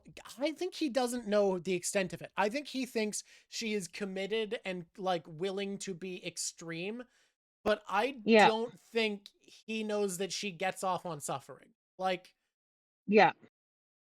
because like even Fernese seems guilty about that. Like it is hurting her the way that she is. So I don't think Serpico is aware. I think he knows she's Even cruel. more, the fact that when she's pleasuring herself, she's thinking about a human suffering face burning and twisting in agony. Yeah. No. That's something I don't think I don't think he I don't knows think he that. would ever expect it to be that extreme. Because even she cries afterwards, like, I'm not wrong. Yeah, you are, you dumb bitch. You are Yeah. wrong. You know She's you're needing to wrong. fall back on Mosgus's words, being like, yeah, Exactly. I'm a good guy. Because I'm on the good guy side, I'm good implicitly, and nothing I do is wrong. And that's exactly what I was talking about earlier, that oftentimes people need to find somebody else who has the same zealotness as them, who is also has their own level of perversion, and then they just take their counsel and their words as an opportunity to make excuses and make their wrongs right. And that's what she does. She meets somebody, he's all out here prophesizing and walking around with his big stupid blockhead, and she's like, "Oh my God, see? We don't shun away from the jobs that are distasteful. It's our duty." Did he say to pleasure yourself to it, you sick bag? Like, It's I don't know what happened there that I couldn't say sick bitch.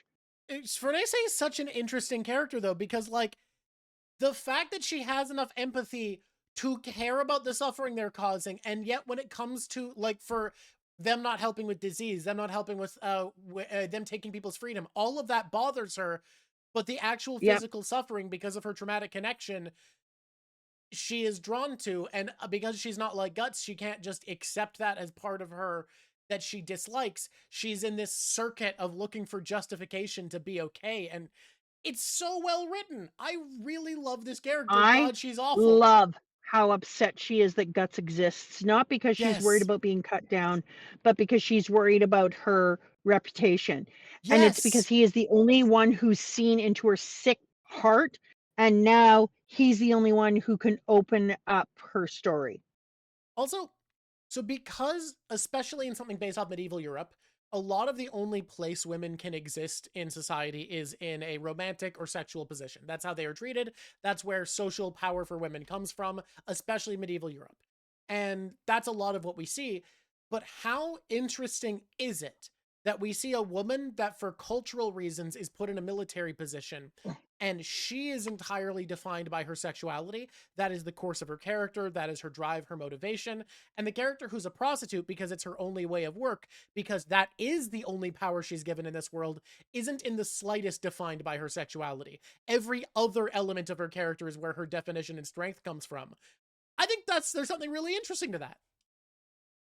Yeah, I would agree.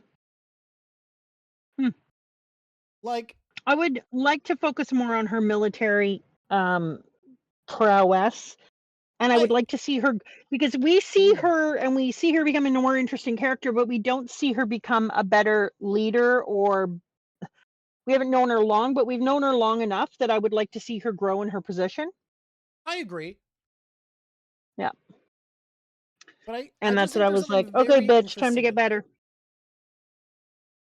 Yeah, I that's just think, exactly first to last. That's exactly my take. Like, I don't think I think Fernese might be so fucked up that despite my predilections towards villains, I'm not into her. But I do love her as a character because she's so unique and so well written. She's just awful. I looked up the Holy See again because I wanted to find out some more information about what role it has in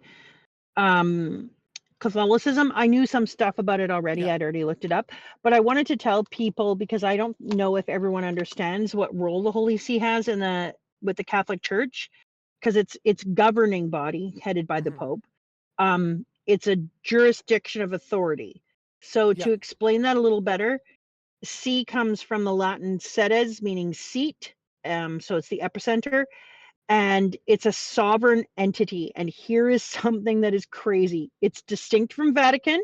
Even though Vatican is its own country, it's still distinct, but it is a sovereign entity, What the like fuck? its own country. What do you So the mean? Vatican is a country. The Vatican is a country, but theoretically, the Holy See is also a country, even though it isn't a place. It is wherever they say it is. So the Holy See, wherever they say is holy ground, and that's why they've used this, becomes part of the Holy See. So they can, it's basically like a vagabond country that can just determine an area belongs to it. And then here's something I didn't know, and I can't believe I didn't know this, but the Holy See on Earth in your real world Yep. it maintains a diplomatic relations with other countries, which I didn't know. It Okay. has official documents and permanent observer status in the United Nations. We should And I not. had no I didn't idea. know that either. I don't like that the And I Vatican is was a yeah. I was gobsmacked. And It has permanent observer status in the United Nations. It goes to meetings. It sends people. It well, observes. the whole apparently Vatican is the city, Holy See is the country. Okay, but the Holy See No, is just the Vatican. No, people think that Holy See, because Vatican is a country, but the Holy See is an entity unto itself. Just a minute, let me do this for you. When people say the institution, it also signs concordance and agreements with states. It runs the Vatican's government. It isn't the Vatican, but it runs its government. And it speaks on behalf of the global church. It's actually terrifying. So when you're in Rome and you go on a bus tour, they'll often like take you by things and they'll be like, that's Catholic land. That's Catholic land. None of them are Vatican, but they're all Holy See.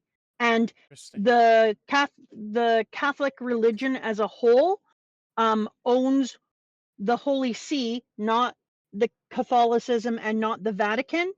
The Holy See exists all over the planet because the Catholic Church owns sections of land in almost every country. It's wild. I could not believe that it has a permanent observer status on the United Nations. So when I start to think about it in terms of Berserk, and why he decided to point that out and show just how much power that is to be able to have a moving entity, because it isn't the Vatican. The Vatican is a singular place that stands still and doesn't move. It runs the Vatican's government. So the Holy See is also moving. It is like, I'm going to use this word, sorry, a disease that can move and infect and take over sections of the world and set Okay. itself up. Well, because it can set itself up, use the land that it's on. Then when it uses the land that it's on, it also changes the rules to its rules, and it changes, it makes that land belong to Catholicism, which then changes that it can't be taxed. Like a bunch of things change when it takes over land. So it changes the form of what was there before. And that's kind of what viruses do.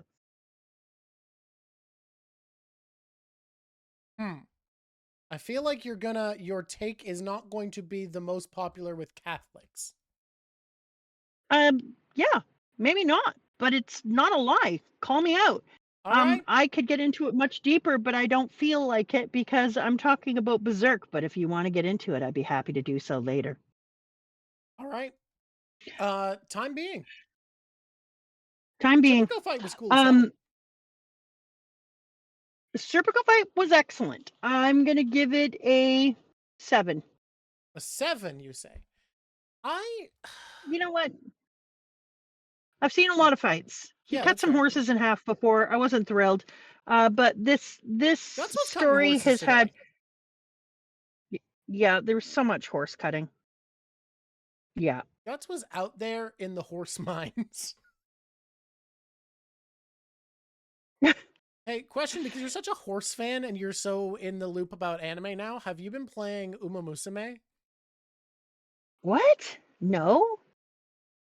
Guys, should I break Mama?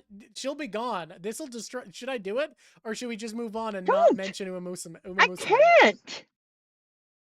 Okay, Please you're right. don't! She's not ready. She's not ready. We can't. Yeah, you don't get to know about them. Oh, I'll cry and cry. Yep.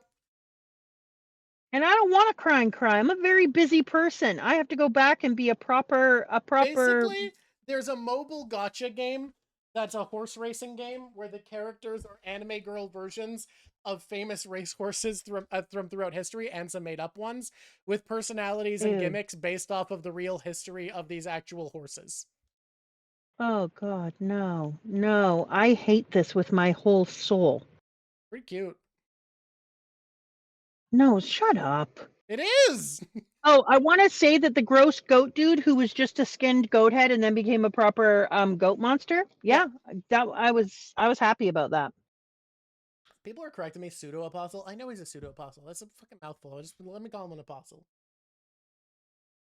Hey there, All right. YouTube! Thanks for coming in. If you want, you should like, because it helps us. And you probably haven't done that many great things today. So by pressing like, now you can do something that was nice. You can help us, and that's a thing. And now you're good for the day. For the day, you gotta reboot tomorrow and do something else nice. Maybe like someone else's shit, or go outside and tell someone you like their shoes. That's the first thing. Number 2. If you like this and you think it was good, maybe try subscribing. It's good. It tastes delicious, like What? joy. Wait a minute. Is that? It almost looks like underwear on her face. I'm going to keep going. Keep on keeping on. Just So give her like a and second. subscribe. You could become a Patreon. If you want to send things to us, we're going to put our address up here. Send us letters, postcards, whatever. Tell us all about your life. We promise not to show people postcards of where you live. Somebody sent some lovely postcards and they were so cool. It was so cool. I love getting postcards from where people live. I put them up on my cork board because I'm like, ooh, cool. But then they were like, please don't show that. And I was like, yes, no, we will not show people where you live and tell your name. If you want to send us anything, the address will be here, right beside the girl wearing underwear over her face and looking through a leg hole. Bandages. Please stay tuned because there's going to be a Claire Obscura essay coming on here that Drawk God, I'm so rocked it out excited. with, and we are all very excited about that. Whoa, thank you. Thank you, Emergent's Corner, It turns out a 2 for hour all the subscription innings. Turns out a 2 hours I'm excited for is you. harder to make than expected, so it's taken a while, but we're doing it. Obs. Also, if you would like to become a crew member Patreon, there's only a few limited spots. Then you can, and then you can come on with us once a month. We have our crew on. We do different things. Sometimes you get to talk about what is your theories. Sometimes I ask you really weird questions about One Piece. It's a bunch of different things, but you get to be on, actually be in a video and be a YouTube person without having to have a YouTube channel, which, let's be honest, is amazing. I think I know what I want our next crew stream to be. Okay, let's talk about it in a minute. And other than that, let me just say the shortened version. Hello, YouTube. Press the like. Press the subscribe. You are done. Good day. Here's the thing. Next tier list video. Yeah. Ranking jobs in One Piece. Now, pirate, not a job. That's not a career. You're not employed. What? That's rude. You can't just take piracy away as a job. Regular ass employment. I'm gonna find screenshots of characters just working jobs in One Piece. Are you gonna go through all of the rigmarole to actually find jobs? We're gonna talk about how good it would be to be a toll booth worker, to work as a shipwright at Galley Law, how good it would be to work as a fodder marine, how good your job is as a janitor. Here for this, I can't even tell you. I can't even tell you how excited I am about this one. I can't wait to rank jobs in One Piece with the patrons, with our crew. That is going to be so much fun. Yep. Nope. Okay. 1,000,000% here. Okay. Awesome. Okay. Working the ticket counter at Sabayote Park. I would like to be a person renting out the goddamn balloon things, the balloon racer things in Sabayote. Yeah, that's you. If I'm having a job, it's going to be some high up thing because I'm a human being. I want to be in some high up thing. Everybody wants to have, the more power you have, the more agency you have, and everyone wants that. But Okay.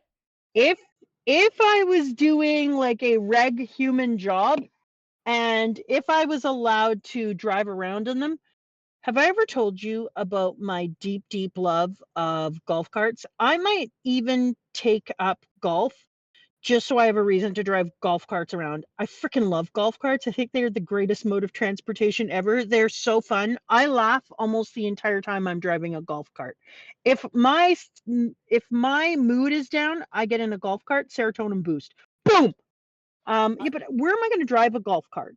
I worked golf maintenance for a while, and driving the golf cart was the best part of the job. And sometimes I would do like little unnecessary like turns and Exactly. stuff so that I could get more golf Exactly. cart joy out of my life. And then the boss didn't Oh my like God. that. So that I job's just not got for me 'cause it's told too by distracting. Lav that you can drive golf carts around in West Vancouver. I might have to move to West Vancouver. I'm sure there's other places that let you drive West golf End, carts. Vancouver. If anybody's moving anywhere right now, it should be Brazil. I'm team Brazil 100%. I don't know how to speak Portuguese though.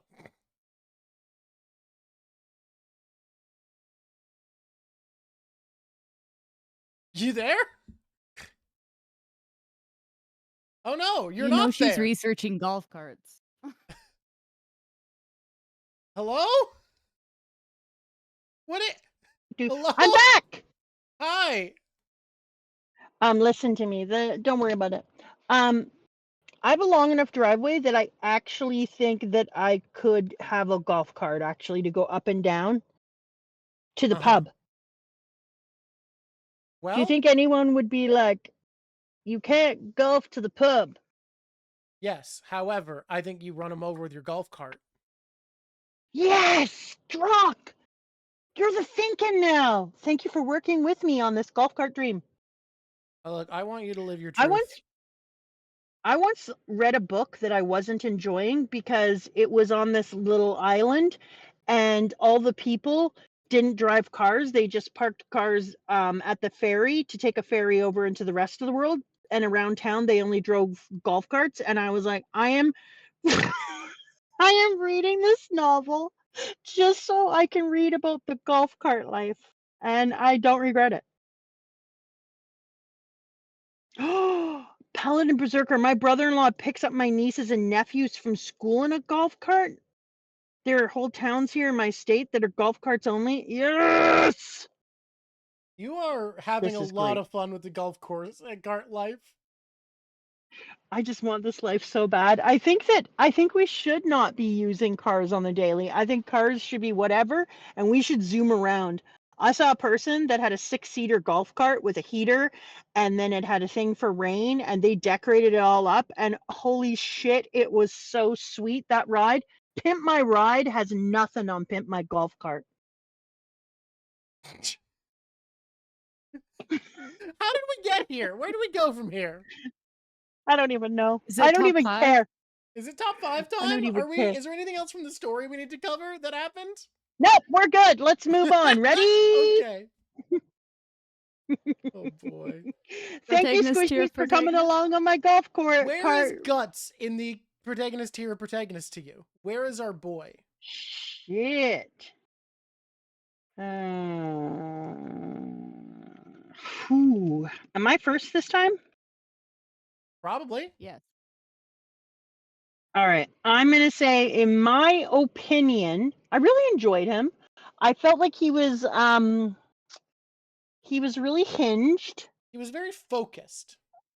Yeah, he was a very hinged, focused boy this time. And I really, if we could have had some more time with Luca, I would have loved that for us. It's a shame he didn't get to talk to Luca more. He kind of just showed up and was like, "You're not a protagonist," and she was like, "Actually, I'm the B plot protagonist, right?" And he was like, "Shut up, B tier," and then moved on. Yeah, I was kind of upset about that. He I could didn't tell. He didn't know He that didn't when we do. weren't looking at him, we were looking at her, and she was our B story protagonist. That was the problem. It's strange because even though there wasn't like, this is a huge moment or this is this, he was A for me. I kind of feel the same way. I feel like an A.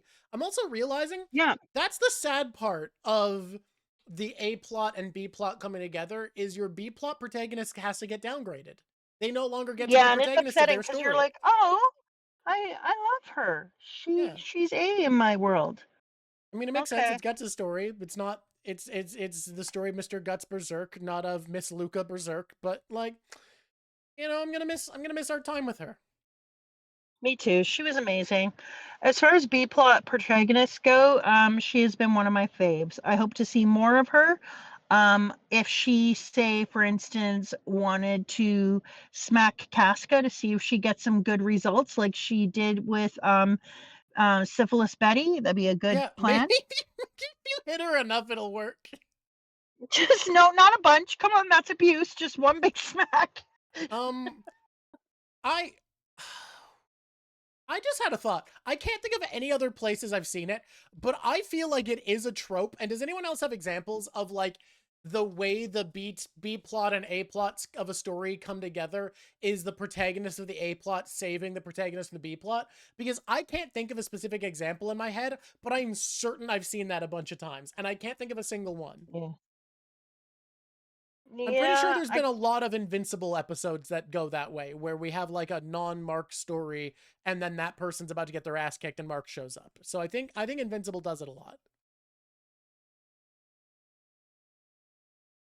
I'm really trying to think right now. That's why I'm quiet. And It feels like it's common, right?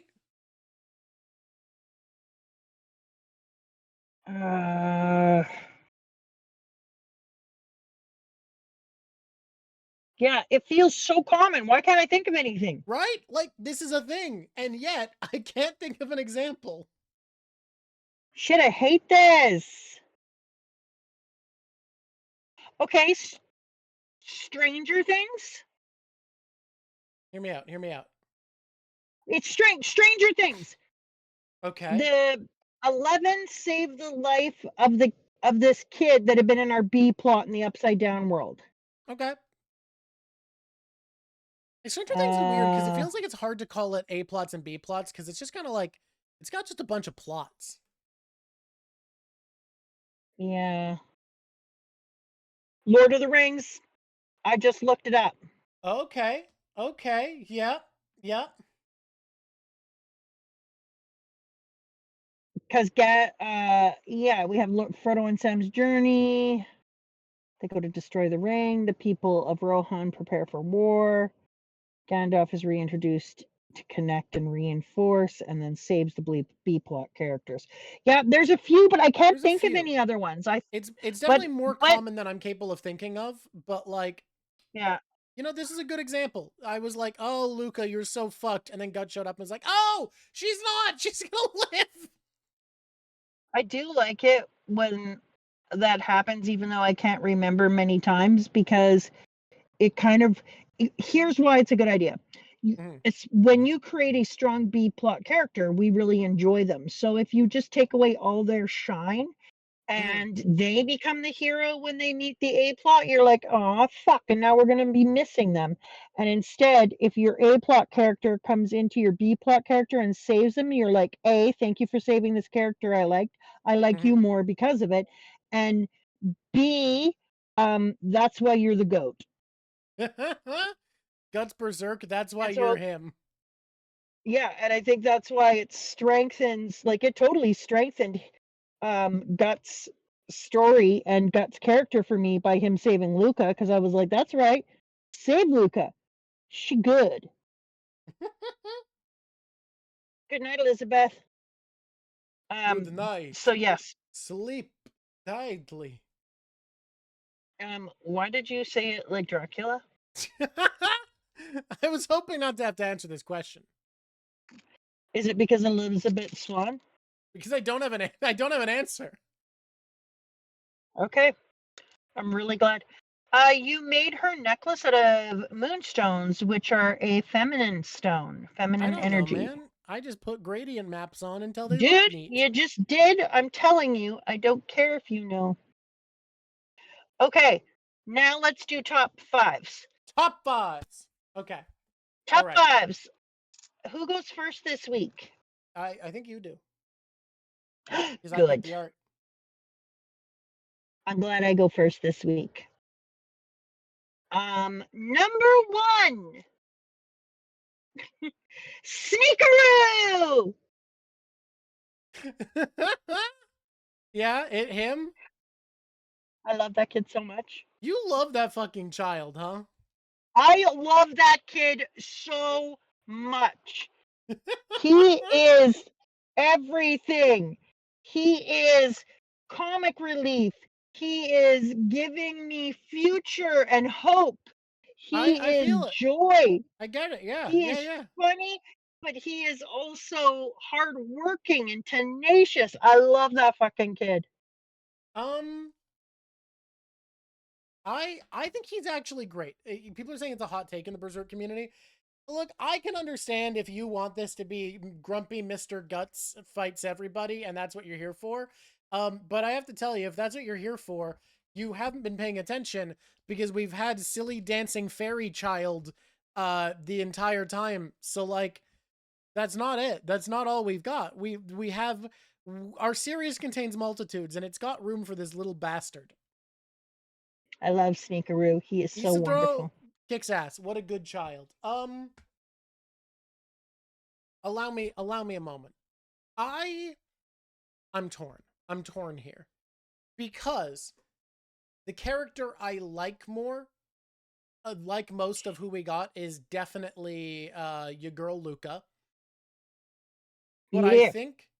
I think I want to put Farnese number 2 because she's still the, other than Isidro, who I actually am really loving. She's still the part that's compelling me most at the moment. She's like, she's getting more fucked up, but in a way that makes her a more unique character. And I am so fucking curious where her arc is going. I hate her more every second, but I Yeah. can see your point. But Yeah, I hate well, her more every she second. gets worse, but she also gets more interesting. Yeah. She's I bad. do hate her more every second. That is, You know I what I think, wanted to the say to right her? reaction. I don't think you should Why like don't her. you just hang on to that burning stick? Just keep hanging on to it. Let it just burn. Just let it keep burning. You Or don't drop it at need your to feet. burn Why don't you drop it people. at your feet? You No, don't you should need drop it to off your, burn people. you should drop it at your feet. See if it lights you on fire. Like just give that a chance. Okay, number next.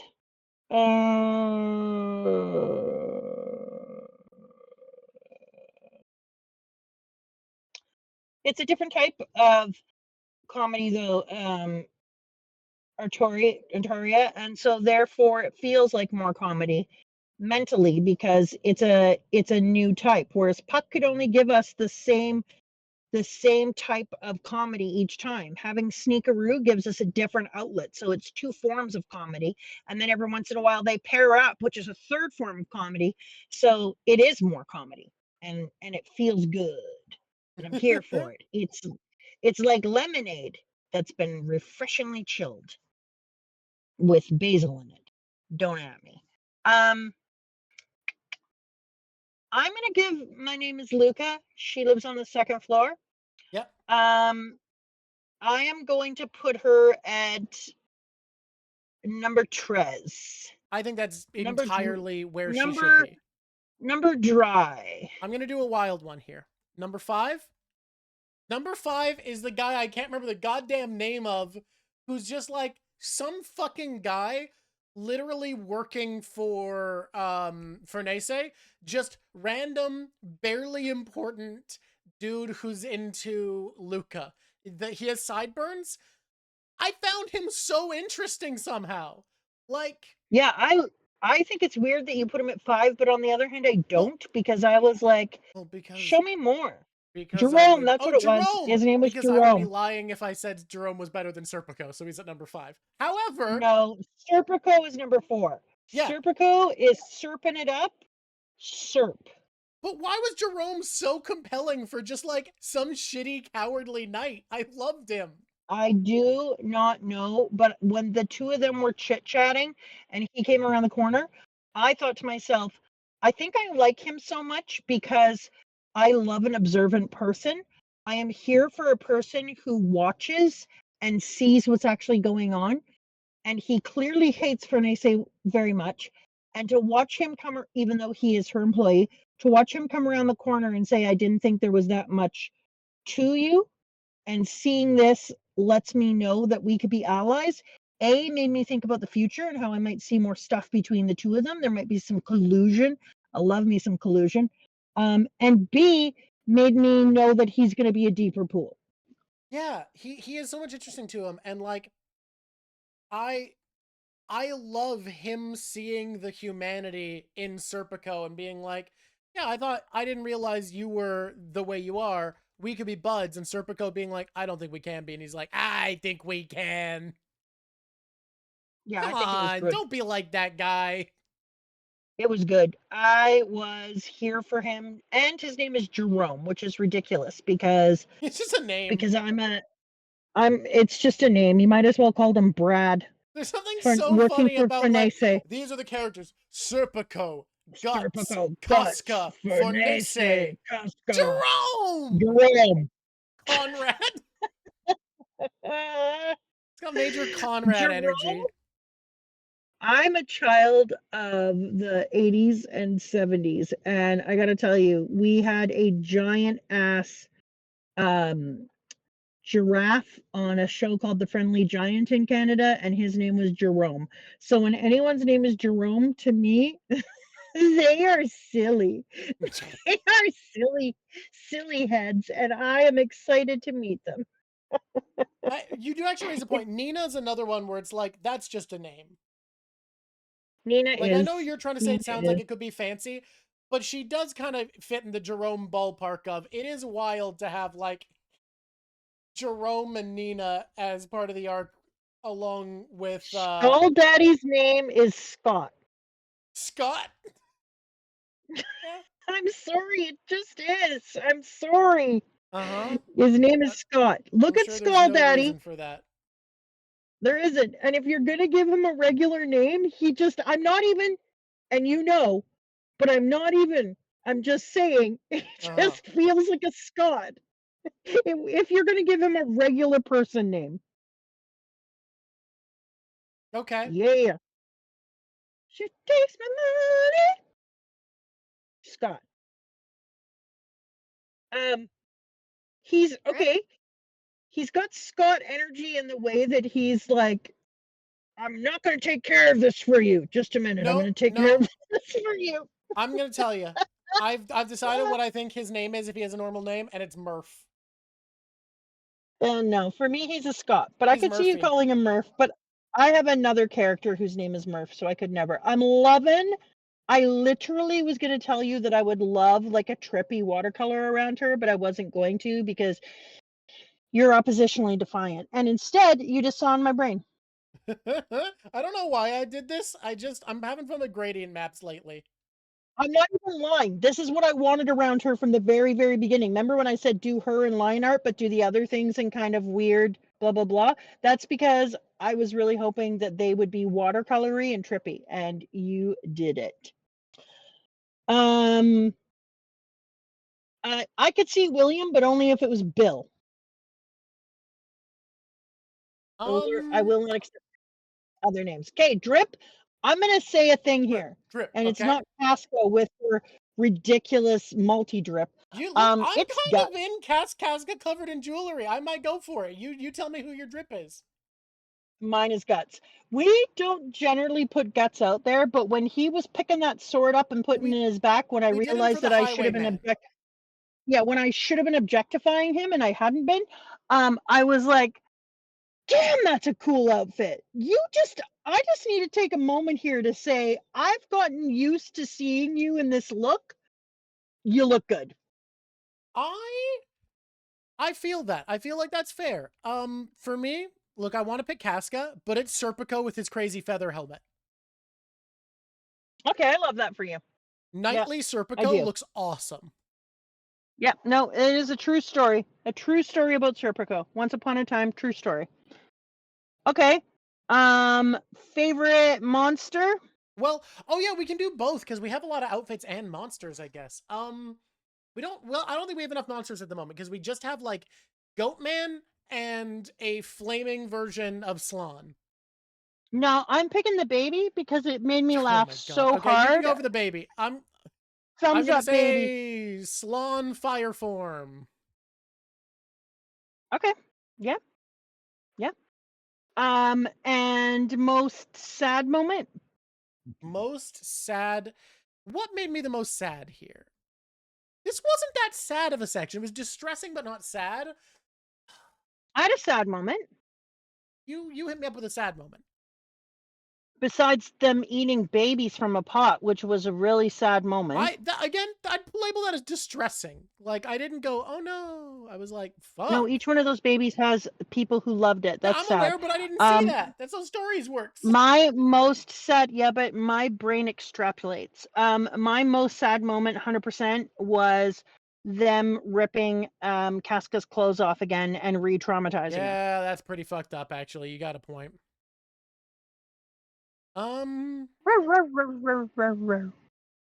What's yours?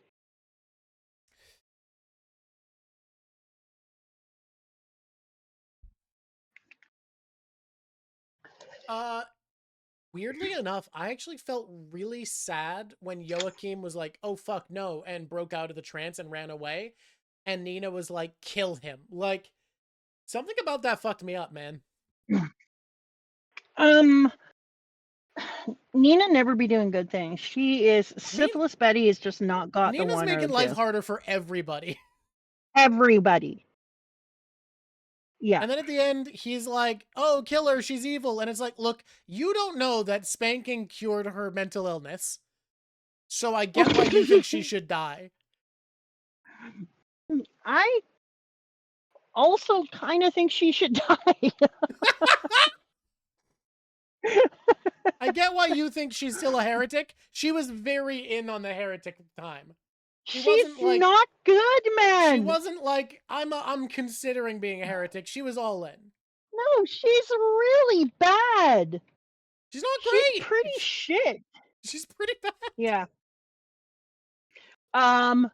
Okay, what's your happiest moment?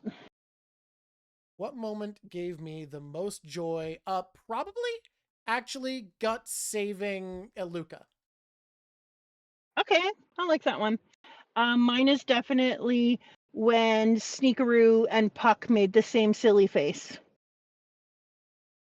Okay, I can see that. Yeah. Not because of just the moment. It's because I was like, oh my god, we're gonna see things like this all the time. Ah! I wonder how long we're gonna stick with Sneakaroo. Oh no, come on, no, Sneakaroo's for life, man. Sneakaroo for good. I don't know. Hear me out. But hear me out, out, the way dead you're person. saying it feels so Rick from Rick and Morty. Sneakaroo for life, Morty. Man. Sneakaroo. This kid's my new sidekick, Morty. Morty, I have two sidekicks now. Now it's Rick and Morty and Sneakaroo. Sneakaroo, Morty. Look at him, Morty. No, but I'm not wrong, and he was not wrong either. The punishment for eating babies was spanking. Yeah, that is bad at her. It's funny when you put it that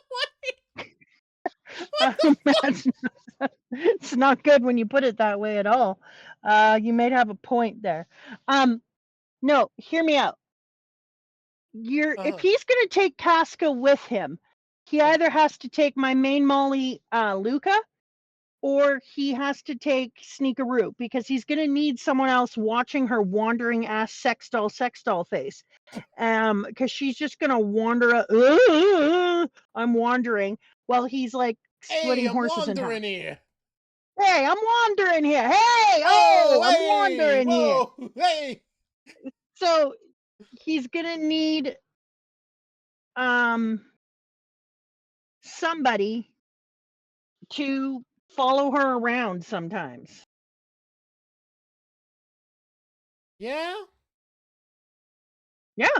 So if we keep Sneakaroo, we can let Casca come. If we don't keep Sneakaroo, Well, Casca's gonna get in the way of every fight from now until eternity. So Casca can't come. Yeah, what about her magic baby? The magic baby might be able to help in the fight. You know what? No. Gross. Why No. not take Nina or Farnese? What? You think they're making a joke about who would make better caretakers for Casca? No, you can't can- take Farnese. I think we can She trust has Nina for burning sure. to do. Nina's has got some burning trustworthy people. babysitter energy for sure. She is not the good. And you can't take Farnese because she will burn Casca. Farnese will do, as far as I can see it, basically anything. Ugh, she's the worst. She's pretty bad. Incredibly interesting character, but pretty evil. Do you know who I like more than Farnese as a person? Who's that? Slug Dad. I was about to say Slug Dad. Yep. Yeah. Well, he has more redeeming qualities than a person who's like, yeah, let's torture the mother, burn the people. I'm just going to sit here and watch them burn if you won't mind. Hey. I need to take some pictures for my spank bank. Okay. For what it's worth, she felt bad when people were starving, and he didn't. However, Drawk, she took mind pictures for her spank bank of people burning at the stake. It's not great. That's not great. I don't love that for her. Or us. We had to look at it. So let's talk about Prose as a character. Doesn't like starvation. Has a cool hairstyle. Okay. We look at cons. Really evil.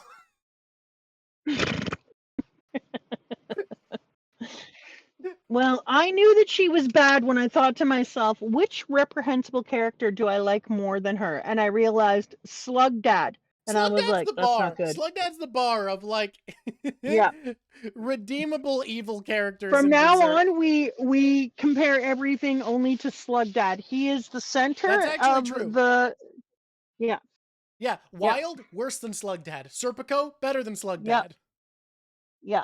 Oh my god, it's perfect. It's a perfect formula. We compare characters to Slug Dad, and he's at the bar of we don't like him and we don't hate him either because he got his moment where he didn't sacrifice his daughter. So everyone worse than him is bad. This is the bar. You know how we have a scale of fish to flour that I made up when you were little? Yeah. I think we should have a scale of Farnese to Puck, and Slug Dad will be in the center.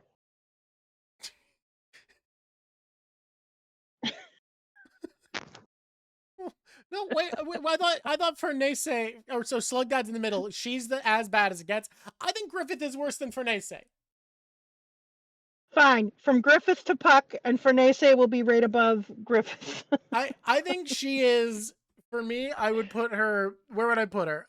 Like 2 steps below Slug Dad. Like significantly worse, but not as bad as Wild. She would 100% Griffith if she could. Wild she is would worse. Be the Griffith. And if she was Griffith, she would do worse things than Griffith. It's actually very possible. Jesus Christ, you're right. Yeah, that's what I'm saying. I'm taking her whole character into consideration. And she would do it with an innocent look on her face and weird little pigtail buns, which is so much more horrifying. Yeah. It's actually very funny to imagine Conrad jumping in her mind to Ubuk jumping in her mind to manipulate her and being like, and now you will, you're on board. I thought I had like a full thing I was gonna, you don't need like a flashback of your childhood self and her motivation. No, I already think about that like literally nightly. What? I'm sorry. The way you've been living, that's been, let me look at holy shit, what? Why is this memory so revisited? This is bad. Shit. He goes, I want you to do this thing. Slan's like, you guys put up with me. I don't see what's so bad. Come, get in here. Get in here. Take a look at this. Because I want you to do this thing. Wait a minute, you're doing something much worse already. Okay, you do you. Shit. I Something could like that never have going down. invented anything that terrible. Actually, so this person's right. Whatever happened for Slan's eclipse is probably also like very similar to what would happen for Farnese's. Like if Farnese No, I think became a Farnese full is way, God Hand member. way worse than any of them. I think Farnese actually would outstrip them all if she was given the opportunity. I think they Maybe. need her on Earth because The- she can't. She's already so corruptible See, that she's in the perfect the place to fact do bad. the fact that she wants to make the world better and dislikes things like starvation and questions the church not doing enough, I mean, I think that just puts her in a similar tier to Griffith, where there's a need for justification of the worst aspects of herself. But I think Except for she the is reason that I way think more susceptible to giving herself that justification than even Griffith is. the reason I think she's worse is because of how easily she is manipulated, because she wants to be manipulated. If you told her Yeah. starving actually helped God because it's the starvation that allows these people to pay for their sins, it's their form. Babies can't torture themselves or flagellate themselves, so this is their way of making sure they go to heaven. She would be like, good point. Like, she needs so Okay, little well, justification for pain and I hatred. think my mom can't possibly get this. Maybe she will. Who knows? But guys, I just realized something awful. Do her and Mozgus not have a very Discord mod, Discord kitten energy to them? What do we do about the starving people? Don't worry about it, kitten. Okay, heart emoji. Oh, God. Jesus God. Except for Discord Kitten would have to be willing to slit a throat for fun and then like Evil pleasure Discord themselves to the kitten. memory of it. Evil Discord Yeah. kitten. Yeah. And then be like, sometimes I pleasure myself to the memory of slitting this throat. Like, she's so bad. She's not good. She's so bad. I feel like we're going to see Slan do something. Oh my god, the fact that there's a cult of Slan here, the one she'd be most susceptible to, is actually really, that's dangerous. Yep. But also, she's super susceptible to Griffith. Griffith could do whatever he wants with her. Griffith is going to come down as a god, and Farnese is going to be like, fuck yeah, you are the best. Yeah, I mean, she is waiting for the prophesized hawk of light. Yep.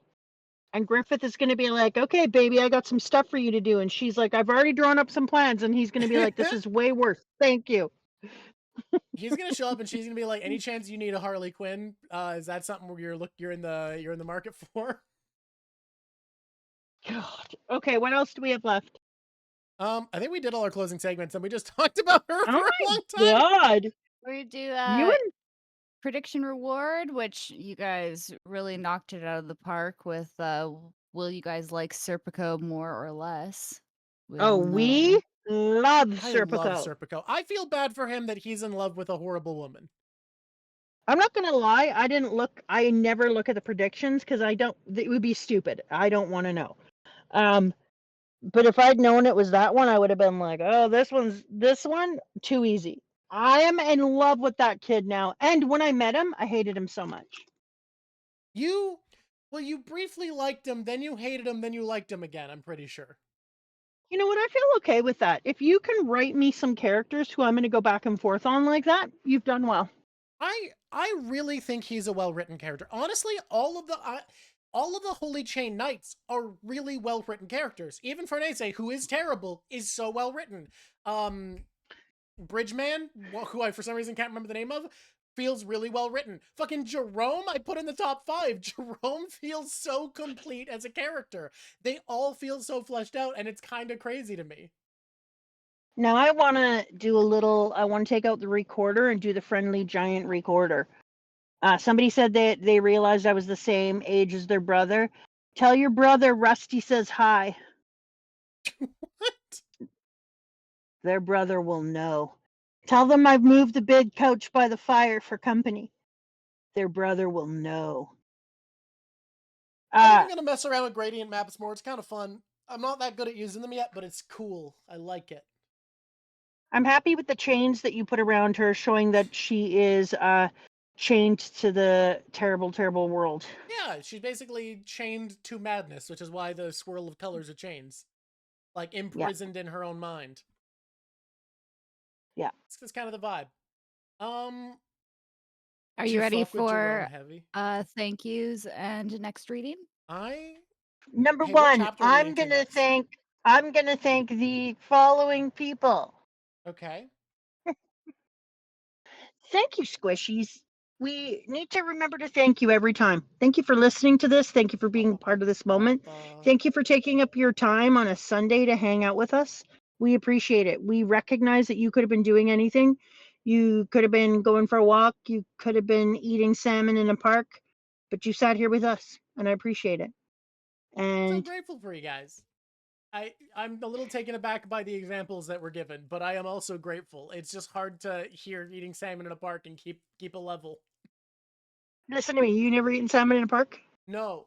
I have a Sharpie and I keep being tempted to draw a mustache on my face. On your own face? Yeah. No, it's a bad plan. I'm not gonna. Probably. I mean, you do you, but it's not a plan I would do. And now, thank you all of our amazing Patreons. You keep the lights on, truly. You are awesome human beings who allow Drawk to do this work. This is his work. It's his job. It's what he does. It's what he does for a living. And so it allows him to keep his lights on and put food in the fridge, and we really appreciate you. And we appreciate you appreciating the Drawk show. Guys, thank you so much for being here.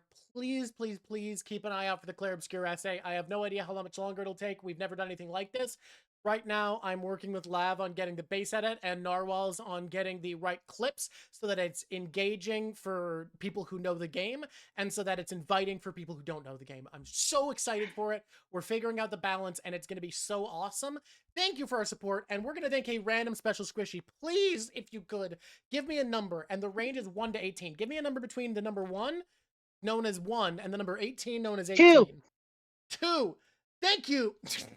Thank you, Chris Brown. No, not that one. Oh my gosh. It's in Chris brackets. Brown's It in says, the house? no, not that one. I'm dying. That's so funny. Bro is a legend. Bro is a legend. I hope whenever we get a new Patreon, they have an amazingly hilarious name. I love these names. Yes, that's part of the name he put on Patreon. His patron name is Chris Brown, parentheses, no, not that one. Oh, that's amazing. So I hope I'm not telling tales out of school, but also that's recently changed. Oh my god, it's recently changed? It was recently updated to no, not that one. I'm so glad you added it before we picked you. I'm so excited. It's so much better. Oh god. Such a long time Patreon. Thank you so much. Oh, that's an incredible thing. Highlight. Here's how you know Farnese is really evil. It is hard to make a fictional character so evil that I stop being into them, and they succeeded.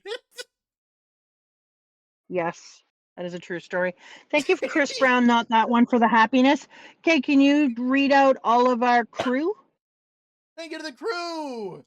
Dark A. Kudo, Draco Meme, Dr. Jack, Icy Knives, and NX Love. Thank you guys so much for your support. You are incredible. I look forward to the next time we get to chat with you. Hope everybody's doing well out there. You are awesome. Thank you, Spicy Bomb. Hey, Drawk and Mama Drawk, I just wanted to come stop by and say I love you guys. We appreciate the love. What the world needs now is love, sweet love, and spicy. I think I'm excited about the future. I think there's a lot that we can make that's going to be interesting. I'm really excited. I want to start more blatantly leaning into politics and media. So that's going to be interesting. We'll be doing One Piece ones with Mama. Then I'll be doing some of my own. I want to talk about My Hero Academia. Thank you, Clarith. Because, like, I want to, you know what I want to start doing? I want to start playing games online because I am playing games on my sweet Steam Deck. I'm a gamer now. I game. Play games. All right, team. Yeah. If you are a patron, or if you want to be part of these weekly live reads, I'm going to be reading the new chapter in like half an hour after a brief rest, a sojourn, if you will, to recover, to have my eyes not hurt to log Streamlabs out of Twitch and into YouTube, because that takes a while and takes forever. Yes, Luminum Games, I'm gonna talk about My Hero being both propaganda and the fact that its politics are a failure because of the inherent struggles of neoliberal media in a failing neoliberal world. I think it's gonna be a really fun video. I'm also gonna do an essay at some point about AI as an elder god, and that's gonna be fun, but I need some experts, so that's gonna take a while. Do you want to hear something that's going to piss everyone off? What's up? I want to do a video about why I hate judo.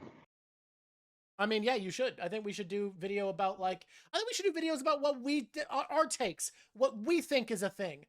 Fuck people. You know what? I'm sick of playing on defense and having any content that is modulated by what I'm afraid commenters will say. We're just going to make what we think and our opinions. That's the content I want to look go forward to. off on it. I want to make a full video where I convince the world that judo sucks. Spicy Palm, that's hilarious. What'd Spicy Palm say?